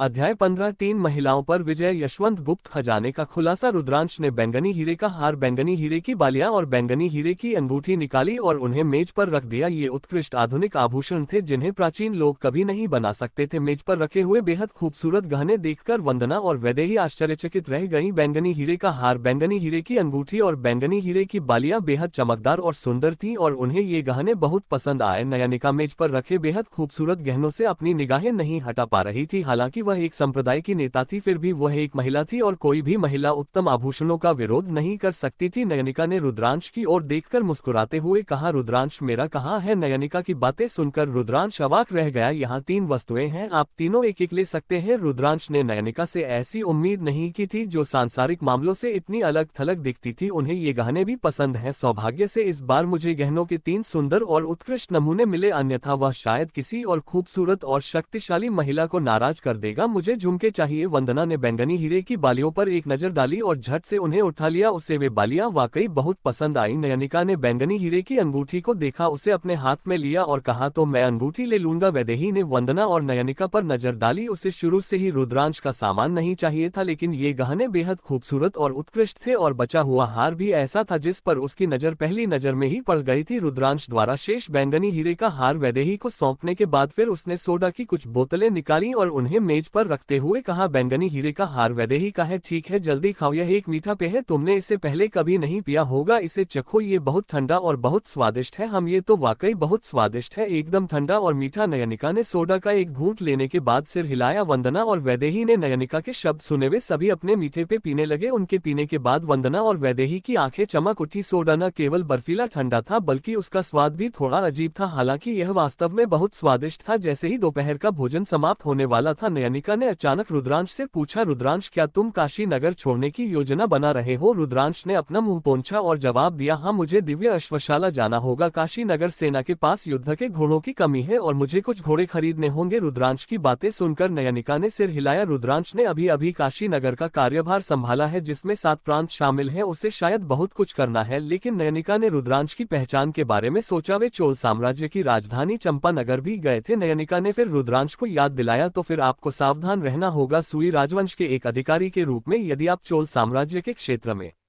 पाए जाते हैं तो चोल साम्राज्य संभवतः आपको सुरक्षित रूप से जाने नहीं देगा। वैसे तो बहुत कम लोग जानते हैं कि तुम कैसे दिखते हो, फिर भी चोल साम्राज्य की योद्धा कला की दुनिया में कुछ लोग ऐसे हैं जो तुम्हें पहचान सकते हैं। अगर महान दानव राजा के रूप में तुम्हारी पहचान उजागर हो जाती है तो योद्धा कला की दुनिया के लोग शाही दरबार से भी कहीं अधिक मुसीबत खड़ी कर देंगे। नयनिका की बातें सुनकर रुद्रांश ने सिर हिलाया। उसने बेहद खूबसूरत नयनिका को देखा और छेड़ते हुए कहा, हाँ नयनिका क्या तुम्हें मेरी चिंता है? मेरी अभी तक कोई पत्नी नहीं है, तो क्यों ना मैं तुमसे ही शादी कर लूं। नयनिका इतनी शर्मिंदा और गुस्से में थी कि वह इस कमीने को थप्पड़ मारकर जान से मार देना चाहती थी। उसने कभी कल्पना भी नहीं की थी कि रुद्रांश इतना बेशर्म होगा। नयनिका रुद्रांश से 10 साल से भी अधिक बड़ी है। वह नीच बेशर्म विकृत व्यक्ति, निकल जाओ, मैं तुम्हारे जैसे कमीने से कभी शादी नहीं करूंगी। वंदना और वैदेही भी अपनी खूबसूरत आंखों से रुद्रांश को घूर रही थी। वे सभी जानते थे कि नयनिका जवान नहीं थी। नयनिका न केवल विजयनगर साम्राज्य की रत्न सदाचार अमर आश्रम की संप्रदाय प्रमुख है, बल्कि एक बेहद खूबसूरत महिला भी है जो पिछली पीढ़ी की योद्धा कला की दुनिया की 100 फूलों की सूची में शीर्ष 10 में शामिल थी। ये कमीना तो बस हंस का मांस खाने की कोशिश करने वाले मेढक जैसा है। एक पल के बाद नयनिका, वंदना और वैदेही सभी चले गए। वे 3 दिनों से नहीं आए हैं और वे सभी चिंतित हैं कि उनके संबंधित संप्रदाय उन्हें ढूंढने आ जाएंगे। 5 दिन बाद काशी नगर में रुद्रांश द्वारा सभी व्यवस्थाएं पूरी करने के बाद रागिनी ने उसके लिए मानव चमड़े का मुखौटा ढूंढा। रुद्रांश ने मुखौटा पहना और जुनैना के साथ घोड़े पर सवार होकर निकल पड़ा। आधे महीने बाद रुद्रांश और जुनैना चोल साम्राज्य के क्षेत्र में स्थित जियांगलिंग जिले में प्रकट हुए। जिस तरह से साथ रुद्रांश पूरे रास्ते जुनैना को प्रशिक्षण देता रहा था, जुनैना को चुपके से दांत पीसते देख रुद्रांश को बहुत खुशी हुई। सड़क किनारे एक चायघर में रुद्रांश और जुनैना यहाँ आराम कर रहे थे और चाय पी रहे थे। क्या आपने सुना यशवंत गुप्त खजाना मिल गया है? मैंने ये भी सुना है कि यशवंत गुप्त खजाना चोल साम्राज्य की राजधानी चंपानगर में स्थित है। कई योद्धा कला अभ्यासकर्ता पहले ही चंपानगर जा चुके हैं और यहाँ तक कि अन्य साम्राज्यों के कई योद्धा कला अभ्यासकर्ता भी वहाँ दिखाई दिए हैं यशवंत गुप्त खजाना, अनगिनत सोने चांदी के खजानों, साथ ही कई हथियारों और कवच और यहाँ तक कि दुष्ट सम्राट के पौराणिक अवशेष से भरा हुआ है। मुझे डर है कि इस बार चोल साम्राज्य जंगली लोगों को सफल नहीं होने देगा। अगर चोल साम्राज्य अनिच्छुक है तो क्या हुआ? चोल साम्राज्य इस समय तुर्कों के साथ गतिरोध में है और विभिन्न साम्राज्यों के योद्धा कला के उस्ताद सभी बहुत शक्तिशाली हैं। चोल साम्राज्य इस समय इतने सारे योद्धा कला के उस्तादों को नाराज करने का साहस नहीं करेगा। जी हाँ, बिल्कुल सही। क्या हम चंपानगर भी देखने चले? चलो, हमें जाना ही होगा। भले ही हम यशवंत गुप्त खजाने से खजाने न ला सके, लेकिन योद्धा कला रैंकिंग सूची में सुंदरियों को देखना अच्छा होगा। हाँ, बुरा नहीं है। शांति आश्रम की वैदेही और शक्ति कुल की वंदना चंपानगर में जरूर आएंगी। चाय घर में जब सभी लोग आराम कर रहे थे तब योद्धा कला की दुनिया में लोग यशवंत गुप्त खजाने की तिजोरी की खबर के बारे में बात कर रहे थे। यशवंत गुप्त खजाने का उद्भव, ये खबर विभिन्न साम्राज्यों के योद्धा कला के दिग्गजों तक पहुंची। यशवंत गुप्त खजाना तिजोरी में दुष्ट सम्राट का अवशेष था, जो दानव संप्रदाय की एक पवित्र कलाकृति थी। दुष्ट सम्राट का अवशेष योद्धा कला की दुनिया के लोगों के लिए बेहद आकर्षक है। जब तक दुष्ट सम्राट का अवशेष प्राप्त नहीं हो जाता, इसने दुष्ट सम्राट के अवशेष से भी ऊर्जा अवशोषित कर ली। योद्धा कला कौशल में तेजी से सुधार होगा और यहाँ तक कि दिव्य प्राणियों के क्षेत्र में प्रवेश करना और एक पार्थिव अमर बनना भी संभव है। यशवंत गुप्त खजाना, यहाँ योद्धा कला का अभ्यास करने वालों के बीच हो रही बातचीत को सुनने के बाद रुद्रांश वह बहुत हैरान था। योद्धा कला की दुनिया में तो यशवंत गुप्त खजाना भी मौजूद है और यह चंपानगर में भी दिखाई दिया। कौशल और अक्षय अभी अभी सामने आए थे। वे अभी भी छोटे मोटे गुंडे थे जिनके पास योद्धा कला का कोई कौशल नहीं था। यशवंत गुप्त खजाने की तिजोरी का पता कैसे चला? क्या यह अनुचित नहीं है? जुनैना ने फिर रुद्रांश को यशवंत गुप्त खजाने की तिजोरी का जिक्र करते हुए सुना। उसने अनुमान लगाया कि रुद्रांश चंपानगर जा सकती है। उस कमीने से बचने का यह उसका मौका था। यशवंत गुप्त खजाने का उद्भव, चंपानगर में योद्धा कला के अभ्यासकर्ताओं की अच्छी खासी संख्या होनी चाहिए। जब तक रुद्रांश के पास उसकी परवाह करने का समय बिल्कुल नहीं होगा। युवक स्वामी, क्या हम चंपानगर जा रहे हैं? जाओ, लेकिन आज रात तुम्हें बिस्तर पर मेरी सेवा करनी होगी। पुनश्च कृपया इस नई किताब को अपनी पसंदीदा सूची में जोड़ें, इसे लाइक करें, इसके लिए वोट करें और सब्सक्राइब करें। अध्याय 16 रत्न बांसुरी परी वेणुश्री। रुद्रांश ने जुनैना की ओर देखा और उसे चिढ़ाने वाली मुस्कान दी। जिस तरह से साथ, हालांकि रुद्रांश खूबसूरत जुनैना के साथ छेड़छाड़ कर रहा था, लेकिन उसने वास्तव में कभी उसके साथ कुछ भी अनुचित नहीं किया। ये कोरियाई महिला हत्यारी बेहद अभिमानी और घमंडी थी। यदि रुद्रांश ने जुनैना के साथ कुछ भी अनुचित करने का साहस किया तो जुनैना संभवतः तुरंत आत्महत्या कर लेगा। क्या हमें आज रात इस खूबसूरत महिला की पिटाई कर देनी चाहिए? ये काले कांसे का बना खजाना बॉक्स है। रुद्रांश ने अपनी ठुड्डी पर हाथ फेरा और सोचने लगा। रुद्रांश ने प्रणाली से पूछा, वह जुनैना से खजाने के बक्से भी प्राप्त कर सकता है और जुनैना भविष्य में उसके शोषण का लक्ष्य बनेगा। इस दौरान रुद्रांश को भी इस प्रणाली की कुछ समझ हासिल हो गई है। वह कहानी के किसी भी मुख्य पात्र या प्रमुख सहायक पात्र से खजाने के बक्से प्राप्त कर सकता है। हालांकि सहायक पात्रों को आमतौर पर अधिकतम चांदी का खजाना ही मिल सकता है। यह मुख्य किरदार से कहीं अधिक निम्न स्तर का है। रुद्रांश की बातें सुनकर जुनैना के चेहरे के भाव बदल गए। पिछले 6 महीनों में रुद्रांश उसे लगातार अनुचित तरीके से छूता रहा। रुद्रांश ने भले ही कोई घिनौनी हरकत नहीं की, फिर भी इस कमीने ने उसका खूब फायदा उठाया। क्या ये कमीना आज रात उस पर बुरी नजर डालेगा? नहीं, अब मुझे उस बारे में चिंता करने की जरूरत नहीं है। हमें अंधेरा होने से पहले भाग जाना चाहिए। जुनैना ने अपना सिर नीचे झुकाया और कुछ देर सोचने के बाद भाग जाने का फैसला किया, अन्यथा इस कमीने के हाथों उसकी मासूमियत तार तार होने वाली है। इस समय चायघर के बाहर से एक घोड़ा तेजी से सर पर दौड़ता हुआ चला गया। घोड़े पर सवार एक महिला सफेद पोशाक पहने हुए थी और उसके हाथ में रत्न की बांसुरी थी। वेणुश्री, वह महिला मास्टर वेणुश्री है। जी हाँ, मैं उससे पहले एक बार मिल चुका हूँ। मैं उससे डोंगाजुन में रहने वाले महान कन्फ्यूशियस विद्वान वांग टोन के निवास पर मिला था। अभी जो महिला मिली वह शी परिवार की वेणुश्री थी। वेणुश्री भी चंपानगर की ओर ही जा रही होगी। चलो जल्दी से उसके साथ मिल लेते हैं। हम सब मिलकर मास्टर वेणुश्री को भी देखना चाहते हैं। जल्दी करो, घोड़े पर सवार होकर निकलो और मेरा पीछा करो, वरना वेणुश्री बहुत दूर निकल जाएगी। वेटर, हमें पैसे दो, हमें जल्दी से आगे बढ़ना है। जब चायघर में मौजूद योद्धा कला के अभ्यासकर्ताओं को पता चला कि वेणुश्री ही वहां से गुजरी तो वे सभी जल्दी से उसके पीछे पीछे घोड़े पर सवार होकर निकल पड़े। वेणुश्री और शिवांगी को दक्षिण और उत्तर की 2 असाधारण महिलाओं के रूप में जाना जाता है। गुप्त साम्राज्य की वेणुश्री अपनी बांसुरी वादन कला के लिए प्रसिद्ध थी, जिसने दुनिया को चकित कर दिया था। चोल साम्राज्य के दौरान शिवांगी के नृत्य ने दुनिया को चकित कर दिया था। गुप्त और चोल साम्राज्यों के दौरान ये दोनों असाधारण महिलाएं मशहूर हस्तियों जितनी ही लोकप्रिय थी। वेणुश्री, रुद्रांश ने देखा कि योद्धा कला के पात्र पल भर में गायब हो गए। फिर उसे कुछ देर पहले योद्धा कला के दिग्गजों के बीच हुई बातचीत याद बताई रुद्रांश को यहाँ वेनुश्री से मिलने की उम्मीद नहीं थी। दुष्ट राजा शी जिक्सुआन की पुत्री, यह भी एक महिला प्रधान कहानी है। रुद्रांश सोच रहा था कि क्या उसे वेनुश्री से लाभ कमाने की कोशिश करनी चाहिए। यदि रुद्रांश का सामना दुष्ट राजा शी जिक्सुआन से हो जाता है तो वह शायद लोगों की एक और लहर को लूटने में सक्षम हो सकता है। माथा ऐसा लगता है कि मैं शी जिक्सुआन का मुकाबला नहीं कर सकता, भले ही शी जिक्सुआन मानसिक रूप से अस्थिर हो और अनियमित रूप से व्यवहार करती हो। हालांकि वह आखिरकार एक ग्रैंड मास्टर है और अगर रुद्रांश का सामना शी जिक्सुआन से हुआ तो शायद उसे भागना पड़ेगा। कुछ देर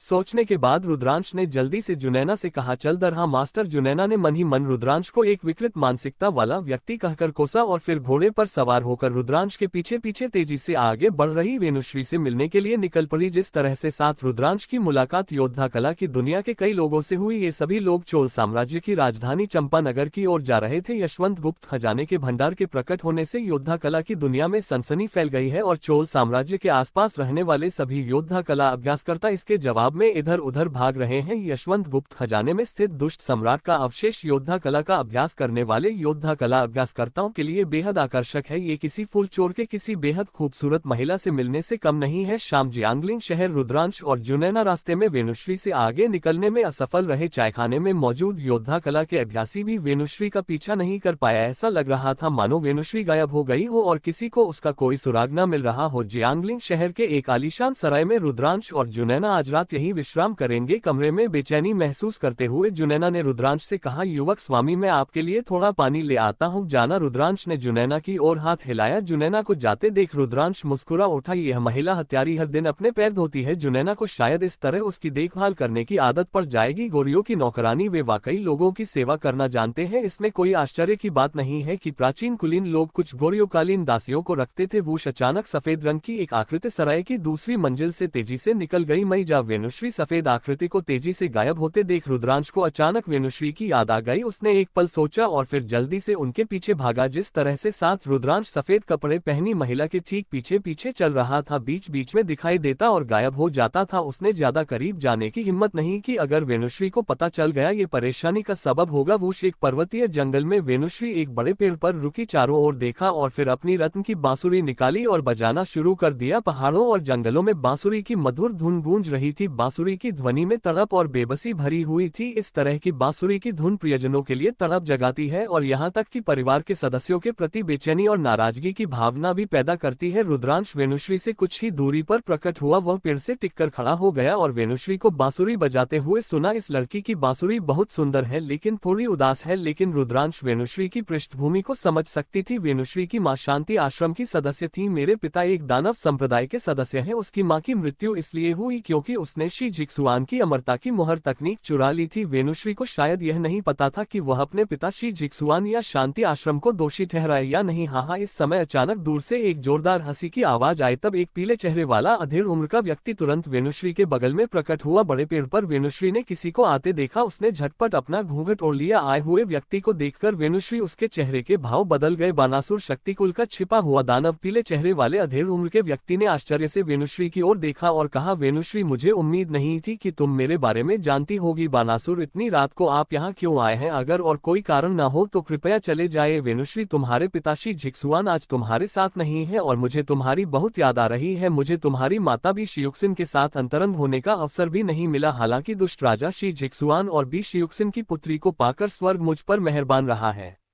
अध्याय 17 दानव की छिपी सीमा को बिना किसी असफलता के चुराना। बानासुर की बातें सुनकर वेनुश्री ने भौहें चढ़ा ली। शक्तिकुल का कामुक दानव बानासुर अपनी प्रतिष्ठा के अनुरूप ही निकला। उसने अनगिनत महिलाओं को नुकसान पहुंचाया। वेनुश्री ने कभी नहीं सोचा था कि आज रात उसका सामना मोहन बानासुर से होगा। उसे कभी उम्मीद नहीं थी कि मोहन बानासुर उस पर इस तरह का कदम उठाने की हिम्मत करेगा जिससे वह अपनी सुरक्षा को लेकर कुछ हद तक चिंतित हो गई। मोहन बानासुर ग्रैंड मास्टर बनने के शुरुआती चरण में ही माहिर थे, जबकि वह खुद भी ग्रैंड मास्टर बनने के शुरुआती चरण में ही थी। वेनुश्री की ताकत मोहन बानासुर से कहीं कम है। बानासुर ने वेनुश्री की घबराहट भरी अभिव्यक्ति पर ध्यान दिया। फिर उसने शरारती मुस्कान के साथ वेनुश्री से कहा, मेरी प्यारी, भागने के बारे में सोचना भी मत। मुझसे बचने का तुम्हारे पास कोई मौका नहीं है। अगर तुम का कष्ट नहीं सहना चाहती तो आज रात यही हमारी शादी की रात होगी। हम बेशर्म बानासुर की बातें सुनकर वेणुश्री का चेहरा ठंडा हो गया। उसने चारों ओर देखा और उसे पूरी तरह से निराशा महसूस हुई। यह बिल्कुल सुनसान इलाका है, यहाँ योद्धा कला से जुड़ी कोई भी हस्ती मौजूद नहीं थी। यदि कोई योद्धा कला विशेषज्ञ दिखाई दे, वेणुश्री का मानना था कि मोहन बानासुर उस पर हमला करने की हिम्मत नहीं करेगा, क्योंकि उसके पिता शी झिक्सुआन एक शीर्ष स्तर के ग्रैंड मास्टर थे। यदि प्रलाप की स्थिति में नहीं है, शी झिक्सुआन संभवतः एक पार्थिव अमर प्राणी है जो स्वर्गीय लोक की ओर आधा रास्ता तय कर चुका है। वेणुश्री का मानना था कि मोहन बानासुर को भी डर था कि उसके पिता उसे मार डालेंगे। यहाँ कोई नहीं था, मोहन बानासुर को खबर लीक होने का जरा भी डर नहीं था। ये सोचकर वेणुश्री हताश हो गई और तुरंत आत्महत्या करना चाहती थी। वह मोहन बानासुर को खुद को अपमानित नहीं करने देगी। बानासुर ने वेणुश्री के आदर्श फिगर का भद्दा मूल्यांकन किया। वह कामुकता भरी मुस्कान के साथ मुस्कुराया। हाँ, मैं दानव संप्रदाय से हूँ तो क्या हुआ अगर मैं बेशर्म हूँ? वेणुश्री, अगर तुम अपनी भलाई चाहती हो तो बेहतर होगा कि मेरी औरत बन जाओ, वरना दावत ठुकराने के बाद अंजाम भुगतना पड़ेगा। तुम्हारे हाथों अपमानित होने से बेहतर तो मैं मरना पसंद करूंगी। इस समय वो बेवकूफ किस बात पर हंस रहा है? जब वेणुश्री ने आत्महत्या करने की तैयारी में रत्न बांसुरी पकड़ी, अचानक ऊपर से एक आदमी की तेज गाली गलौज की आवाज आई, जिससे वेणुश्री ने आत्महत्या का प्रयास अस्थायी रूप से रोक दिया। इस समय रुद्रांश इत्मीनान से जंगल से बाहर निकल आया। रुद्रांश ने यहाँ बानासुर यानी छिपे हुए दानव से सामना होने की उम्मीद नहीं की थी। बानासुर वह व्यक्ति था जिसे वह जान से मारने के लिए दृढ़ संकल्पित था, खासकर इसलिए क्योंकि रुद्रांश ने खूबसूरत वंदना से वादा किया था कि वह बानासुर को मार डालेगा। इस बार द डायमंड्स हिडन एज एक ऐसा उदाहरण है जहां स्वर्ग का एक रास्ता है, लेकिन आप उस पर नहीं चलते। नरक का कोई द्वार नहीं है, इसलिए आप बस जबरदस्ती अंदर घुस जाते हैं। ये बदसूरत इंसान कहां से आया? क्या तुम मरना चाहते हो? दानव छिपे हुए बानासुर ने एक बदसूरत अधेड़ उम्र के व्यक्ति को देखने में कोई कसर नहीं छोड़ी। वे इत्मीनान से जंगल में टहल रहे थे। उसने पाया कि इस व्यक्ति में जरा भी आंतरिक शक्ति नहीं थी, फिर भी एक साधारण व्यक्ति ने उसे गाली देने और अपशब्द कहने का साहस किया। बानासुर इस बदसूरत राक्षस को एक ही प्रहार में मार डालना चाहता था। रुद्रांश की साधना का स्तर प्रणाली द्वारा छिपा हुआ था, जब तक कि रुद्रांश स्वयं इसका खुलासा नहीं कर देता, अन्यथा संपूर्ण योद्धा कला जगत में कोई भी उसकी साधना के स्तर का पता नहीं लगा सका। आप कौन है? वेणुश्री ने रुद्रांश को संदेह भरी निगाहों से देखा। उसने अभी अभी यह जांचा था कि इस बदसूरत अधेड़ उम्र के आदमी में आंतरिक ऊर्जा बिल्कुल नहीं थी। क्या इसका मतलब यह है कि उसके पास आंतरिक ऊर्जा नहीं है? ये बदसूरत अधेड़ उम्र का आदमी बहुत ही अजीब है। ये पल भर में गायब हो गया, वह पल भर में उसके बगल में प्रकट हो गया और वेणुश्री को इस रहस्यमय और बदसूरत अधेड़ उम्र के व्यक्ति से सावधान रहना पड़ा। आप कौन है? इस समय रुद्रांश को देखकर बानासुर भी बहुत आश्चर्यचकित हुआ। उसे रुद्रांश द्वारा धोखा दिए जाने की उम्मीद नहीं थी। यह बदसूरत आदमी शायद एक उस्ताद भी था। दानव छिपे हुए बानासुर को पता था कि वह मुसीबत में है अगर हम इस बदसूरत राक्षस को नहीं मार सकते। जब दुष्ट राजा शी झिक्सुआन को इस बात का पता चलेगा तो उसे दुष्ट राजा शी झिक्सुआन के अंतहीन पीछा का सामना करना पड़ेगा। बानासुर को आज रात वेणुश्री पर हमला करने का अफसोस है। क्या चाहते हो? रुद्रांश ने अपनी बाहें मोड़कर बेशर्मी से कहा। मुझे क्या चाहिए? मुझे यह महिला चाहिए। दानव